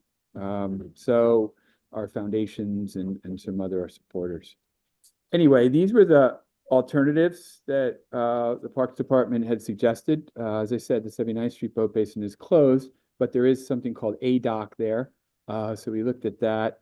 We've had numerous conversations with the Inwood Canoe Club, but the water and the depth and the things that we needed are not feasible with that infrastructure.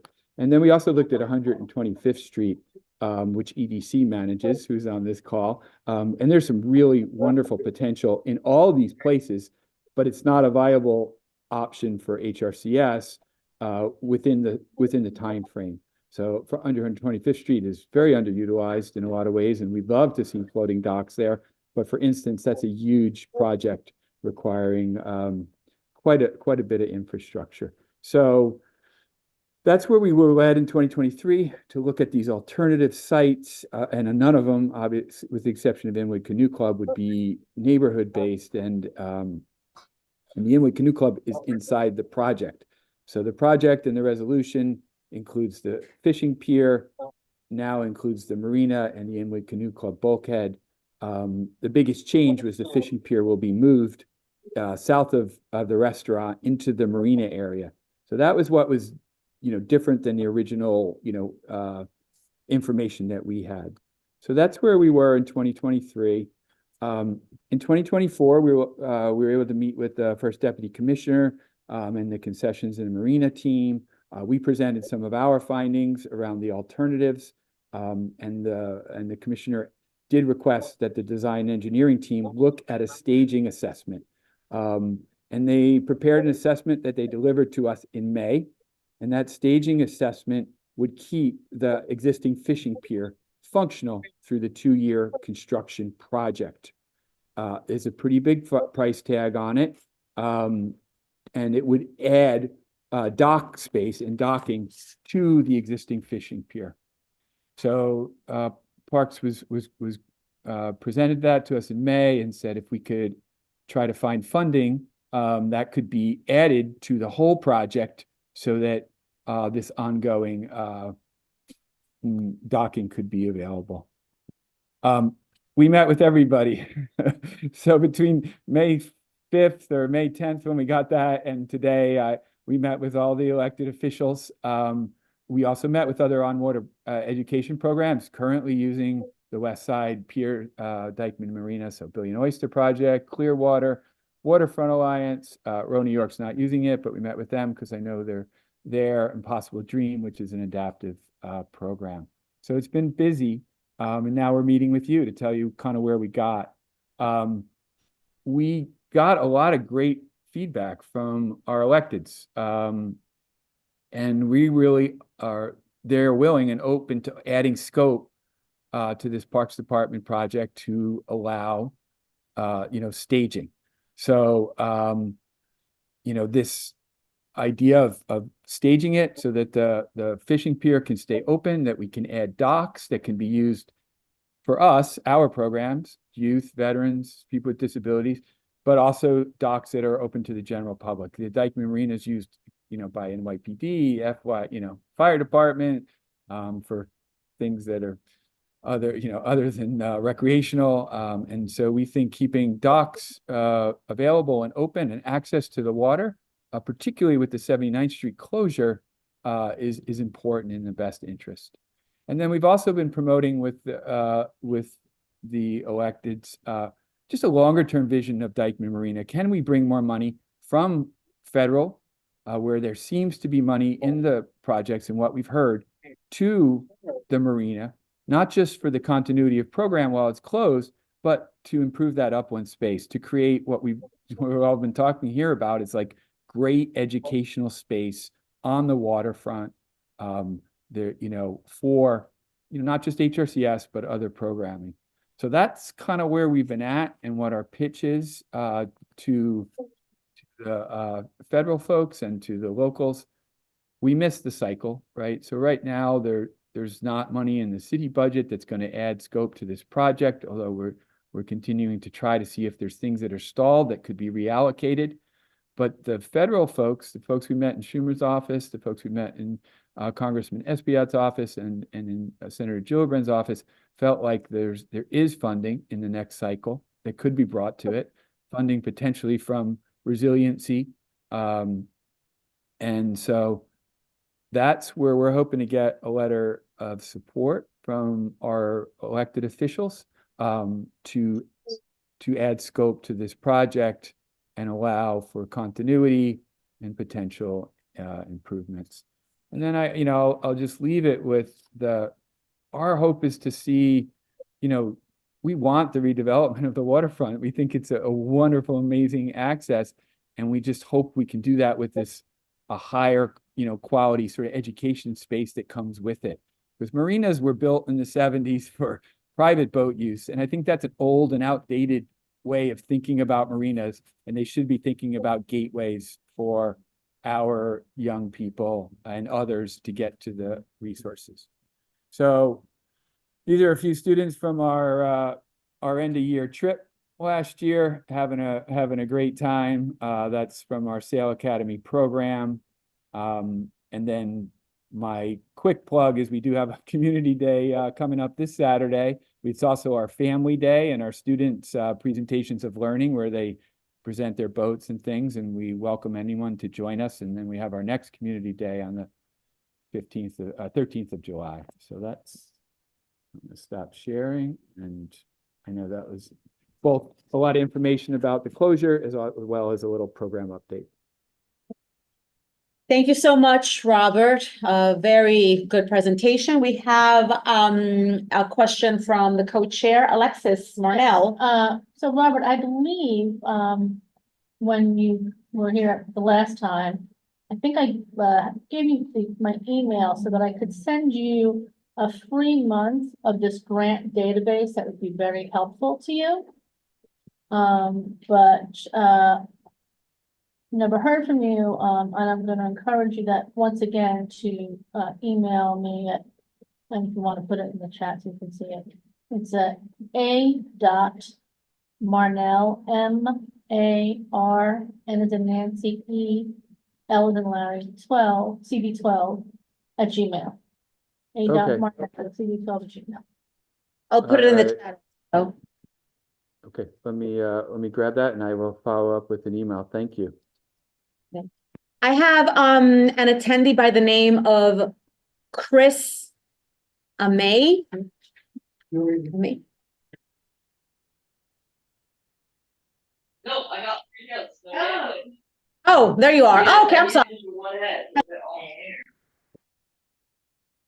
Did you raise your hand, Chris?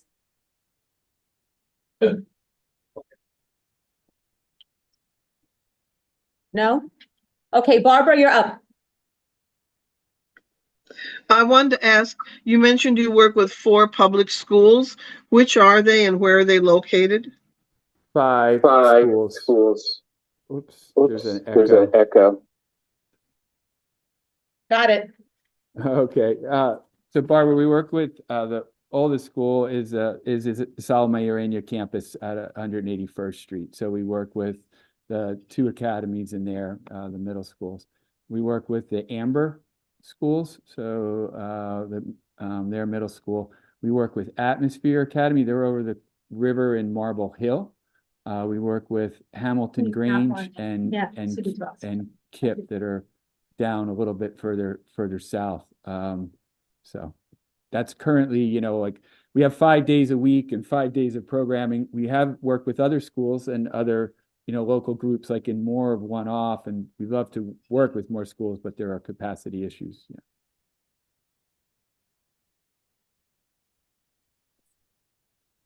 When you work with the school, the canoe club mentioned they have trouble retaining the kids or showing up on a regular basis and so forth. Do you have this problem? And if not, how did you solve or overcome it? Well, it's a little different model. So we're year round. We're in the schools through the winter. So we have agreements with the schools. So we have MOUs with each of the schools.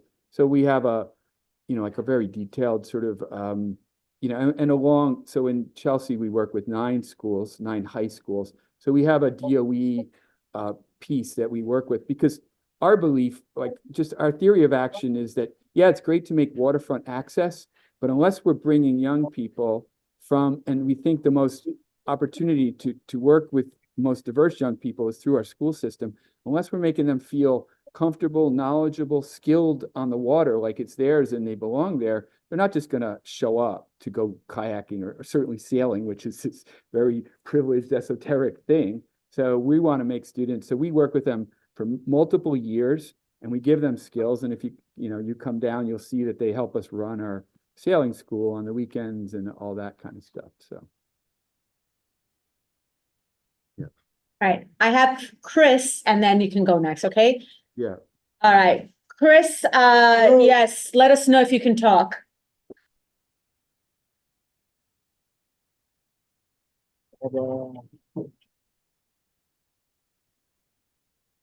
Chris, you may speak now. You can ask your question. Can you hear us? I keep asking to unmute. All right, we can go to you while Chris is having audio problems. Yes. Hi, Robert and Bob Barnett, Harlem River Community Rowing. I just wanted to reach out and say, if there's anything we can do to help you and support your efforts on behalf of your organization, whether it's a letter or whatever, please reach out, or I'll reach out to you so that we can work together in terms of supporting one another in terms of on-water recreation. That would be great. That'd be great, Bob. We really appreciate that. If you, I'll try to grab your info. I just wrote down the name of the organization. I'll try to reach out. I'll track you down with yours as well. All right, great. Okay. All right. Who is raising their hand of the attendees? Is there an attendee online that would like to ask a question?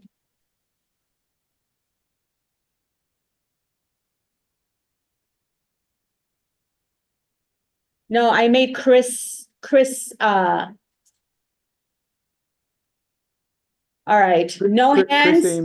Chris Amy is from New York City Parks Department. He's in charge of the project, so that may be, but I think that's who that is, Luana. Okay, I wonder if Janet knows anything. yeah. Okay, okay, I'm gonna go through I'm in asking the attendees. I saw somebody that wanted to ask a question who kept raising their hand. I thought it was Chris, my apologies. Okay, so do we have any other questions for Robert Burke? No? All right, last but not least, we have a presentation from the Larry Neal Dog Run. I'm very excited because we saw this in a very, very early stage, and now they have a full presentation, and I'm looking forward to hearing updates. So Ask her to put her name is Larry Neal. I'm it sorry? is. Is that her name? That's not No, Larry. that's not Larry, no. That's the name. Yeah, I would think, I'm like, yeah, no, yeah. Larry Neal came back from the. No, Avatar is usually the person presenting, but yes, please. So Avatar is usually presenting, but my name is Allison Landy. I'm the vice president of the Larry Neal Dog Run. So I'm going to go ahead and share our screen. Like Luana mentioned, this has been a long time coming, but we're at a really cool point where we're hoping to get everyone's approval to move ahead with the Parks Department. But let me go ahead and share my screen. Okay. There we are. Okay, so again, some of you guys have already seen this, so I'm going to just try to move through it.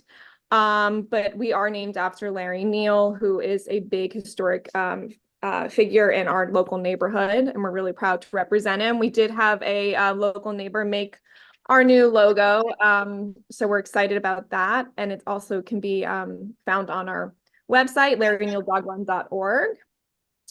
So this is the location of the dog run. For those of you that don't know, we're parallel to the Morris Jumel Mansion. We did have the Parks Department create a sketch of the dimensions and layout. As you can see here, we have those. If you're familiar with the area, let me just go to the next slide. This is the land that we are taking in and utilizing. To the left of this picture is these trees, and you can see how we're going to fence around the trees, and we're going to include a small dog run and a large dog run, but we do want to preserve those trees that are in the middle of the area. Moving forward, now that we're kind of getting closer to this stage, like I've said, we've been working with the Parks Department. We have a sketch. We do have the fundraising. We do have the money available. So we are just waiting to get the approval from the board. But in the meantime, we're working on some other features, which is including our programming, you know, what we're hoping to provide. Sorry, let me just go through some of this. So things that we're aiming for is now what we're focusing on, the support network for the neighborhood, you know, assistance, our community standards, things like that. We're also volunteering in the community. So we're creating a network where we're sharing things that are going on at Jumel Mansion, neighborhood cleanups, really great things like that. So again, here's our programming. You know, we're in charge of the dog run. We will be maintaining, you know, its cleanliness, making sure that our dog lovers are abiding to the rules, working on any outreach in the neighborhood, any, you know, suggestions, things like that. We're also hoping, again, to let the community know of events and maybe even host our own events in the future. Educational programs, this is still very new, but we would like to, you know, provide classes for children on animal safety, well-being, ownership, and maybe even provide community service hours, because, you know, that's a requirement for some of the high schoolers, but it's very early in the process, so we're not really that's not really set in motion at the moment. We're also highlighting some local businesses. MX and Pets is a local dog walking company. We do have also a local groomer who comes to your house to groom your dog. So if you want that number, let me know. As some of you guys do know, we've hosted events at Five Flies Coffee Shop, which is a dog-friendly coffee shop in the neighborhood. And we're really lucky to have an alliance with them and host some of our awesome fundraisers there. So our timeline, we're hoping again to get the approval from CB12. And then once we get that approval, the Parks Department will give us an estimate for the cost. And now, if for those of you that don't know, what's happening is a temporary dog run is being put in. And then after a year, we will then move forward with a permanent dog run once we, establish our programming and all of those good things. Yes. So yeah, that's everything. This is our contact information. And we do have our website up and running. Any questions? Thank you so much for that. That was very quick. We do have a question from Alexis. Hey, Allison. There's 2 things I want you to do right now. I want you to explain to everybody, because not everybody here, not everybody on the call understands the importance of Mr. Larry Neal and who he was to the community, what he did for the Black arts movement. So can you elaborate on that so people understand why context being named, I got it. Why being Larry Neal Dog Run? Yeah, so Avatar is not here, and this is his father who we're naming it after. And Avatar resides on Jumel Terrace, and that's where Larry Neal resided with his wife and his son before his passing. And he was just a huge advocate for the civil rights movement, was in many rooms, and was a poet who pushed the limits and pushed the boundaries for that time period. And he unfortunately passed when he was very young. I think he was 41 while he was teaching a class as a professor. But his impact on the community just always remained, and to this day, he was recently, if I all the way scroll to the beginning of the presentation, was recently honored by the community for his work in poetry and screenwriting and published author. So we do have some more information on LarryNealDogRun.org. But you also can just Google his name, and there's a ton of stuff in the public library, and you can even purchase some of his work. So. Okay, but what I'm asking for next resolution, I want to make a clear statement because I know how important Larry Neal was. Mm-hmm. So I'm speaking on the radical Black arts movement. He was an essential player in that. He was with the likes of Amiri Baraka. So I just want to make sure that we have a clear statement, because Mr. Neal was a huge force in how Black theater has formed today. Yeah, I would definitely add that to the presentation. And we do have some more information and a little bit more depth on our website, if anyone wants to look at that right now. Thank you, Alexis. You're welcome. And then my second question. Now, I'm all for you guys. I want this dog run to happen. But part of your community work that I think would have to go into this resolution, and I could be wrong, if people don't agree with me, that's totally cool. The Yappy Hour at the at Roger Morris Park has to stop. As you guys are leaders and people listen to you, I've seen too many. I have a pit bull. I don't go in that park because of my dog. I'm seeing pit bulls racing in and out there.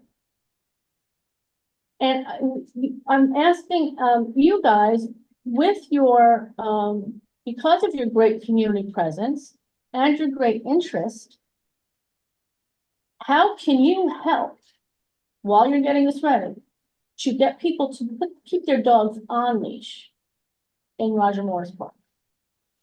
I am not part of that group. I'm not part of affiliated with that. I know that I do know some people that are part of it, and I do know that someone has gone into the group and has said, hey, this is not okay and we're not doing this anymore.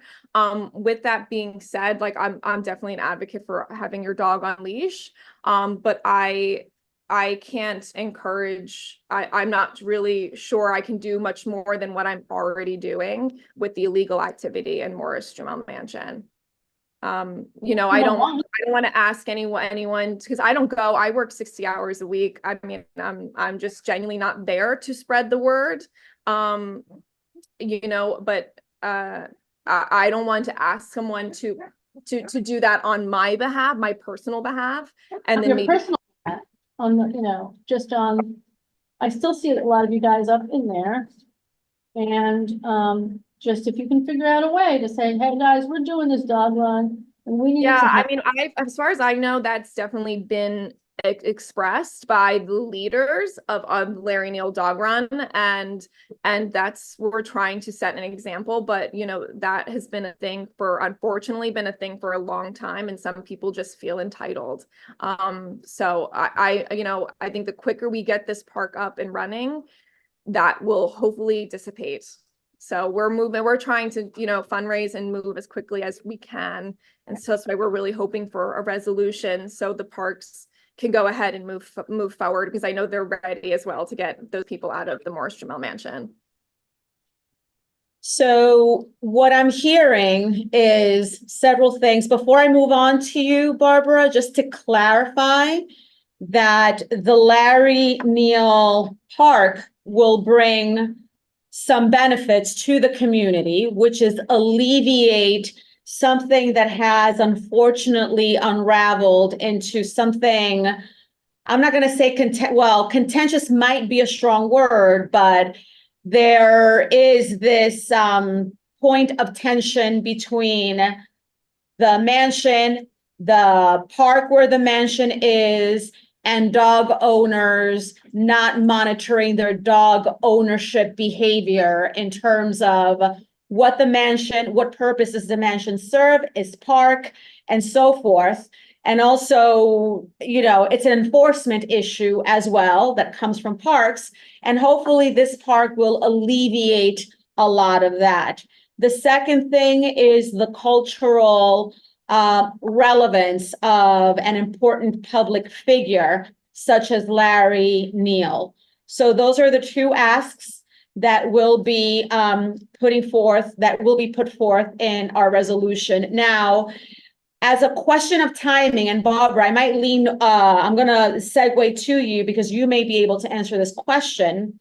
If this is the last meeting of the PCA, do we wait until September to write a resolution, or because we still need like a next step? I know that the Larry Neal people have been working very closely with parks.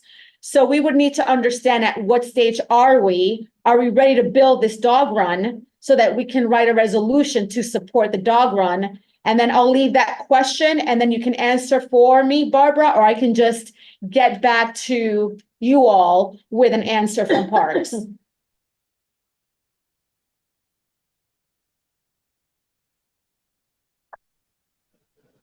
Well, first of all, I'd like to say, I first of all have a question.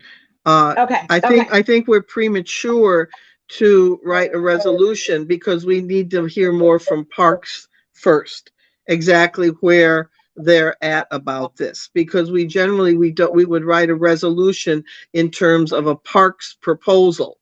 And if we, or knowing where parks is at with it. My second question is this, and believe me, you just saw my dog Lola, in the pictures, and she is, Lola, come here, tell them she's the biggest advocate of dog parks and loves them. And I was the major mover to get in the Dyckman Rest a dog park included. And the Dyckman houses were quite grateful for that because they had a big problem with people not of the Dyckman houses running their dogs over the Dyckman houses property. So hopefully that will help resolve that question. Okay. I do have to say though, part of your process of getting the the footprint of the dog park approved and it being approved by the neighborhood is you also have to look at what other uses is being used there. I look at that big open grassy area and the first thing that comes to my mind is how many kids are playing soccer there? How many kids are playing a little bit of softball there?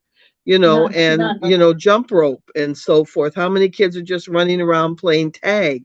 So I really think that the community has to be really polled on what uses are going on there on that nice open grassy field.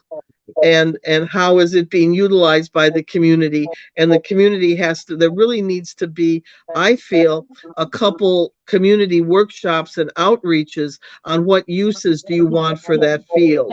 Now, I think part of that can incorporate a dog park, but I don't think that process has taken place, and does need to take place. So I really feel that has to take place. I mean, dog people like myself are very militant and we bark for our dogs, and often we're very organized. And so, people that just go there and play pickup games or run around or play tag are not necessarily an organized constituency. So I think we need outreach to the schools or to other community groups to find out how is that space being currently utilized.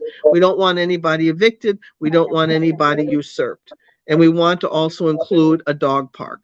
So that's what I have to say. Colleagues, please comment. In their defense, Barbara, and I live right there, they have done that work. And that the area that they want is not utilized at all. And this is one of the reasons it was chosen. And I even had conversations with them and saying, well, let's see, this is the area because it really isn't utilized. It's not a space that it is really conducive for kids to play, kickball, soccer, whatever children do in the dirt. But and there's 2 parks. Yeah, we have 2 parks. We got it, what is that, adventure playground and. Yeah, there's 2 blocks up and then there's So like 3 in blocks that down. little area where they want it, Yeah. it's actually the perfect place. Coogan's Bluff is the other one, right? But I think it also serves purposefully for us to discuss the best avenue to get this approved and to offset any kind of problems that may arise. Because of course, it may be deserted, barren, but then the minute something happens and all of a sudden that generates interest either positively or negatively. So thank you for that, everybody. Any other questions about this? I make a comment on what Barbara said. Thank you for your comments. We do have a petition going and we've got over 350 signatures of dog walkers and other just people in the neighborhood. So we do feel like we have a really positive support of the neighborhood. We have had people come and contact us on our website with other questions and stuff that we're happy to answer. And as far as the space goes, like Alexis said, the thing that we've seen, and we've spoken with the Parks Department on that, is we've seen people having parties on the space, but with mostly like illegal activity, like drinking and things that should not be happening on the space, and then people not cleaning up after themselves. So our hope is that we'll shine a light on that area. It doesn't take up the whole space, so there is still room for people to come and hang out and congregate. But we're hoping that when we're having more traffic to that area, that it's us picking up the trash for that area, because we don't want to jeopardize our dogs. We're hoping to bring more light into the area just to make it a safer place, because that area on Edgecombe is very intense at times. So that's been our feedback with some of the community members and the Parks Department. Thank you. We have a question from Danny and then Kelly and then Jenna. Do you want to maybe Jenna? Yeah, it's real fast. It's not even like a question. It's more of a comment. What's her name? Her name is Allison. Allison. Yeah, Allison. Yeah, I don't want to say the girl on the screen. I heard you say that you have a petition of 350 people, and I'm looking at one of the slides out over here, and it says the math, and it says 1/3 of population of NYC has pets. Out of those 60 pets, 611 are dogs. Estimation of if you have a petition of 350 people, I think you should change where it says estimated number of dogs served, 11,000 dogs.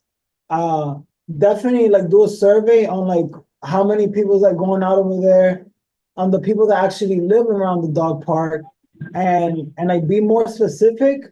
Even though it's like a small thing, it's like, oh, like we got a petition of 350 people. Like it could be more of a sense where, oh, like these 350 people are the strong community that you are gonna instead of catering to 63,000 no, what is it? 11,000 dogs. Like I don't think 11,000 dogs live in our neighborhood. So I would hope that you guys like make that number way more specific to the actual neighborhood and like, you know, not, you know, make it nice. Don't exaggerate too much. Well, that's not I don't think it's an I don't think an exaggeration. Because exaggeration. the way I read that data is reflective of the entire city. But then what you're saying is that that data should be narrowed down to see how many dogs actually would benefit in the area. Yeah, Okay. and like I know it sounds like extremely crude, like the way that I'm saying it. And you know, don't take no offense to it. It's just like when I see stuff like this, it's just like, okay, like I get it. Like all these people are spending their times like with their dogs and with their pets. Like I know there's one guy, like he walks his dog like 8 times a day. That's already like more than 4 hours of the day and all that stuff. And I think it would serve your presentation better if you can just like literally make it where like, yeah, like the bigger picture is this, but in the micro picture, the 200,000 people that live in the Washington Heights area, you know, 2/3 of those people live like 15 minutes walking distance from that area. And, you know, I don't know, present it nice. I don't know I don't know what the words to use. No, but don't get discouraged here, because we want to help you with this. We want to support. We're just giving feedback so that we can. I understand. I'm We taking all want of to it. make sure you have the best proposal possible to make this work. Yeah. I want to be mindful of the time. It is 8:46 and we have 2 more people, Kelly Jordan and Jenna. In that order.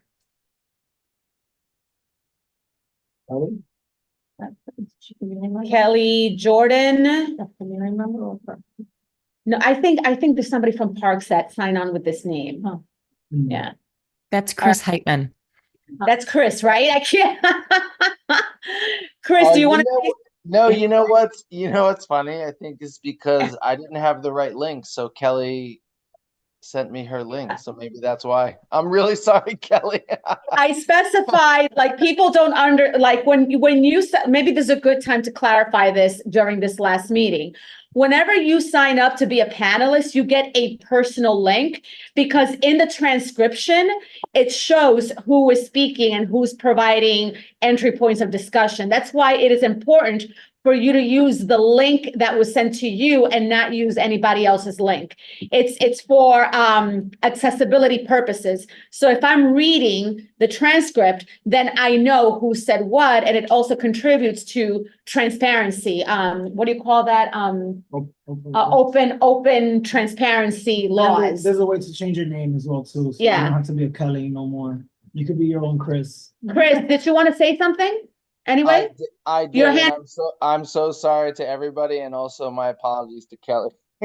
So all right, I just wanted to add to Allison's comments and to some of the other comments about the uses at the area. So, you know, I mean, we have staff there every day. We're very, very familiar with the site. It is true that there's a fair bit of like illegal partying that goes on, particularly on the north side of the site. You know, one of our goals as park managers and administrators is to really encourage positive uses in the park. And we really do see that you know, that the a dog run there would like really add some positive activity and Right. kind of help with like some eyes on the ground. I mean, it's already used informally by dog walkers, mostly on leash, a little bit off leash, but so we're hoping to kind of codify and encourage that. The other thing just to note is that the open area that's a little bit north of where the proposed dog run is, there's a couple like nice big trees and views out to the east, to the Harlem River and to the Bronx. And it's a lovely area that a lot of people go and take photographs. We specifically, worked with Brad Romaker on our design team for the dog run to make sure that that area is kind of just outside of the dog run, so it can continue to be used for those purposes. And we just see like overall that this could be part of a much more kind of active and welcoming space. So just wanted to throw that into the mix. Thank you, Chris. Jenna, did you want to add to the conversation? Jana? Yes, hi, thank you. Yeah, thank you, Chair. Can you hear me? Yes. Hello? Okay, sorry. Since my report, I've been trying to do double duty with a personal obligation too. So just to add to what Chris said, a few extra notes. We've been working with the Larry Neal Dog Run. They've been phenomenal. And we also have to work with very limited space in terms of what's viable for a dog run. So one of the things that we've been working with them on, to the community board's point, is looking at the surrounding area, the 555 Edgecombe, for instance, the building on the corner of 162 and Edgecombe. So surrounding residential neighbors in particular, to poll them, to bring them together for surveying, and to see what kind of dog traffic is viable, in addition to the physical space that we can enable. To Barbara's point, I just wanted to share that we also take in mind, like Chris was saying, the other usage areas. So there is soccer available at the vegetable playground in terms of the field right there, the synthetic turf, and the youth and play area. So thinking about our different audiences and trying to do as much as we can with the limited space. Finally, the other aspect of the Larry Neal Dog Run that's been very wonderful in terms of their enthusiasm and the work that they've done to organize is also thinking about the work that we at Parks have been doing with our partners to improve the Aqueduct Trail. So thinking about how we can connect the proposed dog run to the Aqueduct Trail below it, both in terms of volunteering and usage, a higher level of usage, and also future, what we hope to do, which is to connect a pathway from the lower path up to the proposed dog run. Thanks. Thank you so very much for that. Do we have any other questions for the Larry Neal Dog Park people? Are you asking for a resolution today? Well, no, it can't be today. Yeah. We have to draft it. Yeah. We're hoping to get I it last month, and then I'm not sure what happened with the miscommunication. But this is the last hurdle for us, and we were under the impression that you guys, we need to have approval to then, the parks won't begin obviously until we have your say. And so it's unfortunate that it's the end of the year, because we were hoping to get this rolling over the summer. So if there's anything that we can do to expedite this, because again, we're with guys that we do want to end. We're gonna call a resolution right now. We can't do that. And then present it at the general meeting. We could call quorum and we could maybe have something. Let's be mindful of the time, because writing a resolution takes a lot of time. We cannot do that right now at this moment.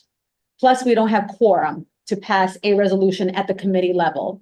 We officially do. We have 4 out of 7. We don't have, like, I'm not saying that we have to have like a resolution, but I thought I thought we've done stuff like this in the past, like where we would have something sort of drafted and then in the general meeting. It can be presented during the executive meeting on Monday. But I would rather not have this discussion right now openly, because it's like we would have to pass a motion to do that. And let's see, we don't We don't have quorum. We don't have Tracy present. We don't have Jonathan present. So, It's, yeah. it's 4 out of 7. Should we just people. follow up? Barbara, yes. Generally, we only do these kinds of emergency measures when there's, for example, a city deadline. For example, that the Board of Standards and Appeals is going to have a meeting on Monday, and if we don't put something forward directly to the executive committee, then they will just pass on something and the community board has no input. So generally, these kinds of lack of quorum go directly to the executive. Only happens when there is something that's on a city deadline or of extreme emergency. You know, I don't know, a fire in Inwood Hill Park, or I don't know, someone shot, or, you know, something of extreme emergency where we must make some kind of statement, and when we hand it to the executive, because then we put our trust in a quorum at the executive committee. And we ask them to take that action on our part to the general. Okay, bye. There is a pending, so if there is a pending deadline, that is like a city mandate. Got it. I Jenna? only mention it just because it's like, we're here now, and it's just like between now and September, it's like definitely like 3 months. Yes, Or- but that's an imposition. At this point, that to me is an imposition right now. And we cannot monopolize other people's time like that. I guess. Yeah. I All guess right, well, can we Yeah. at least make sure that they're on the first on the agenda in September? Oh, if they put in the request in a timely fashion, yes. So, Allison, let's make sure you do that. And so you can be first on in September, and then we can go. And if there's anything else that we can do, please let me know, because I just feel like sometimes it feels like we're in the dark of what's the next steps are. And I know this is like a big blow for the Larry Neal Dog Run, because we were hoping to break ground in the next, 4 to 6 months. So what we can do, like a fair compromise, and maybe we can agree on this one, is rather than doing something right now in this moment, which may take a very long time, is on your part, you can provide the language, and then we can bring the resolution to the executive committee, which is on Monday. But I cannot make any promises. Okay, thank you for being. Yeah. Yeah, we want you to have this. I know how. Yeah, and we also don't want to set a precedent that anybody can do this at the last minute, because if we do it for you, then that means that anybody that comes through the door, there's going to be now an expectation to draft resolutions on the spot. And we don't want to operate in that way. I'm going to make that executive decision as the chair, if that's okay with you. Thank you. So yes, so yes, Monday, executive. I will definitely work on that. Thank you everyone for your time. Barbara, how do you feel about that? I totally agree. I also think that she can speak with Parks Department and see what kind of time frame it would take to build a dog run. Frankly, the amount of time that it takes from the budget, for example, in September, October is when we do our rankings. And what you really want to do is make sure that you get well ranked when in September, October, we do our rankings. Because generally the first 10 or 15 items that are ranked by the community board get funded. Now, if you get ranked 50, the Parks Department may not even fund you. The city may not fund you. So you want to be able to motivate why the dog park is important and that you get ranked. And it might help you to meet with Ebenezer and sit down and have him explain to you how the ranking works and look at the things that were ranked last year. Parks often does well in the rankings, but you got to make sure that you're funded, and that's important. Okay, bye. Barbara, to your point real quickly, just a reminder that we don't fund dog runs. So the Larry Neal Dog Run has been creating their own fundraising platform, and they've done a really good job. Yes. But to your, sorry, I'm hearing an echo of myself, but to your point, I just want to share, Allison, also to your concerns. we don't have a defined timeline in terms of what Brad Roadmaker and our commissioner has put forth as a design option. So I think, Allison, I wouldn't worry too much. 3 months at this point is not going to delay our progress at all. We've actually been fast tracking this. So I think if I were you, I would think about using the summer months for the surveying that the board has brought up here, and also that you and I have talked about, and Avatar and the whole group, in terms of bringing the community together and really fine-lining what your community engagement input is for people in the buildings surrounding, for noise, et cetera, so that when we come back in September, we do have a refined final plan from our design side, and we have a final number from you in terms of where your fundraising is at, and we also have the community input when we come back to Community Board 12 in September. So just to be clear, so now we're reverting back and waiting for the resolution to be drafted in September, because it will allow time for more data collection, funding, proof that this can be funded. Is that what we're saying now? That's what I'm suggesting, Chair, yes.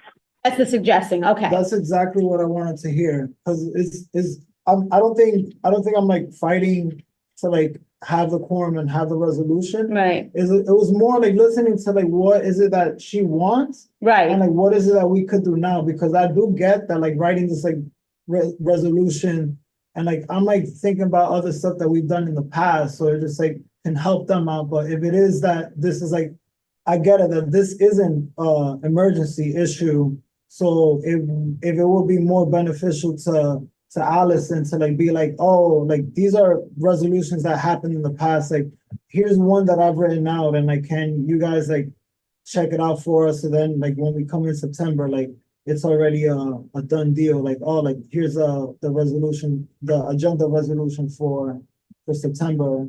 Let's just get it out, you know, because between now and then they did something, you know, they made it more of a sense like, Well, they're very Yeah. organized. yeah, and they've been coming here Yeah. often, you know. And also, I think, you know, the survey comes from, I know it came from a lot from 555. I myself signed the petition. You know, I know a lot of those surrounding buildings are people who live there who signed that petition. Any other questions? So now we're saying that first item on the agenda, make sure that is squared away with Central, as always. So September, first item in September, our first resolution will be in support of the Larry Neal, provided that we have the language, the petition. The more information we have to support this, the better it is, because then we get asked less questions at the general board meeting. As a reminder, resolutions get drafted, they're passed through the committee and then through the general board. And during this time, there are a lot of suggestions, friendly amendments. So the more clear we are in terms of all of the research that you have done, the signatures you have collected, the funding, the interaction with parks, the more votes you will get in favor of the resolution at the community board's level. And just to mention, Luana actually does like really good work on like checking out those resolutions. I think you actually do. Thank you. Just to put that out there. Thank you. Any other questions? All right, so I'm going to take my cue and thank everybody for a great year. Coming to a close. Thank you so much. Barbara, I am a cat person and I love black cats. So yes, but I am in support of dogs and dog runs. I was bitten by dogs as a child, so I keep my distance. By 3 separate friendly dogs that I wanted to pet. That's a different story, but thank you so much, committee. Thank you, everybody, and have a wonderful summer. Thank you so much.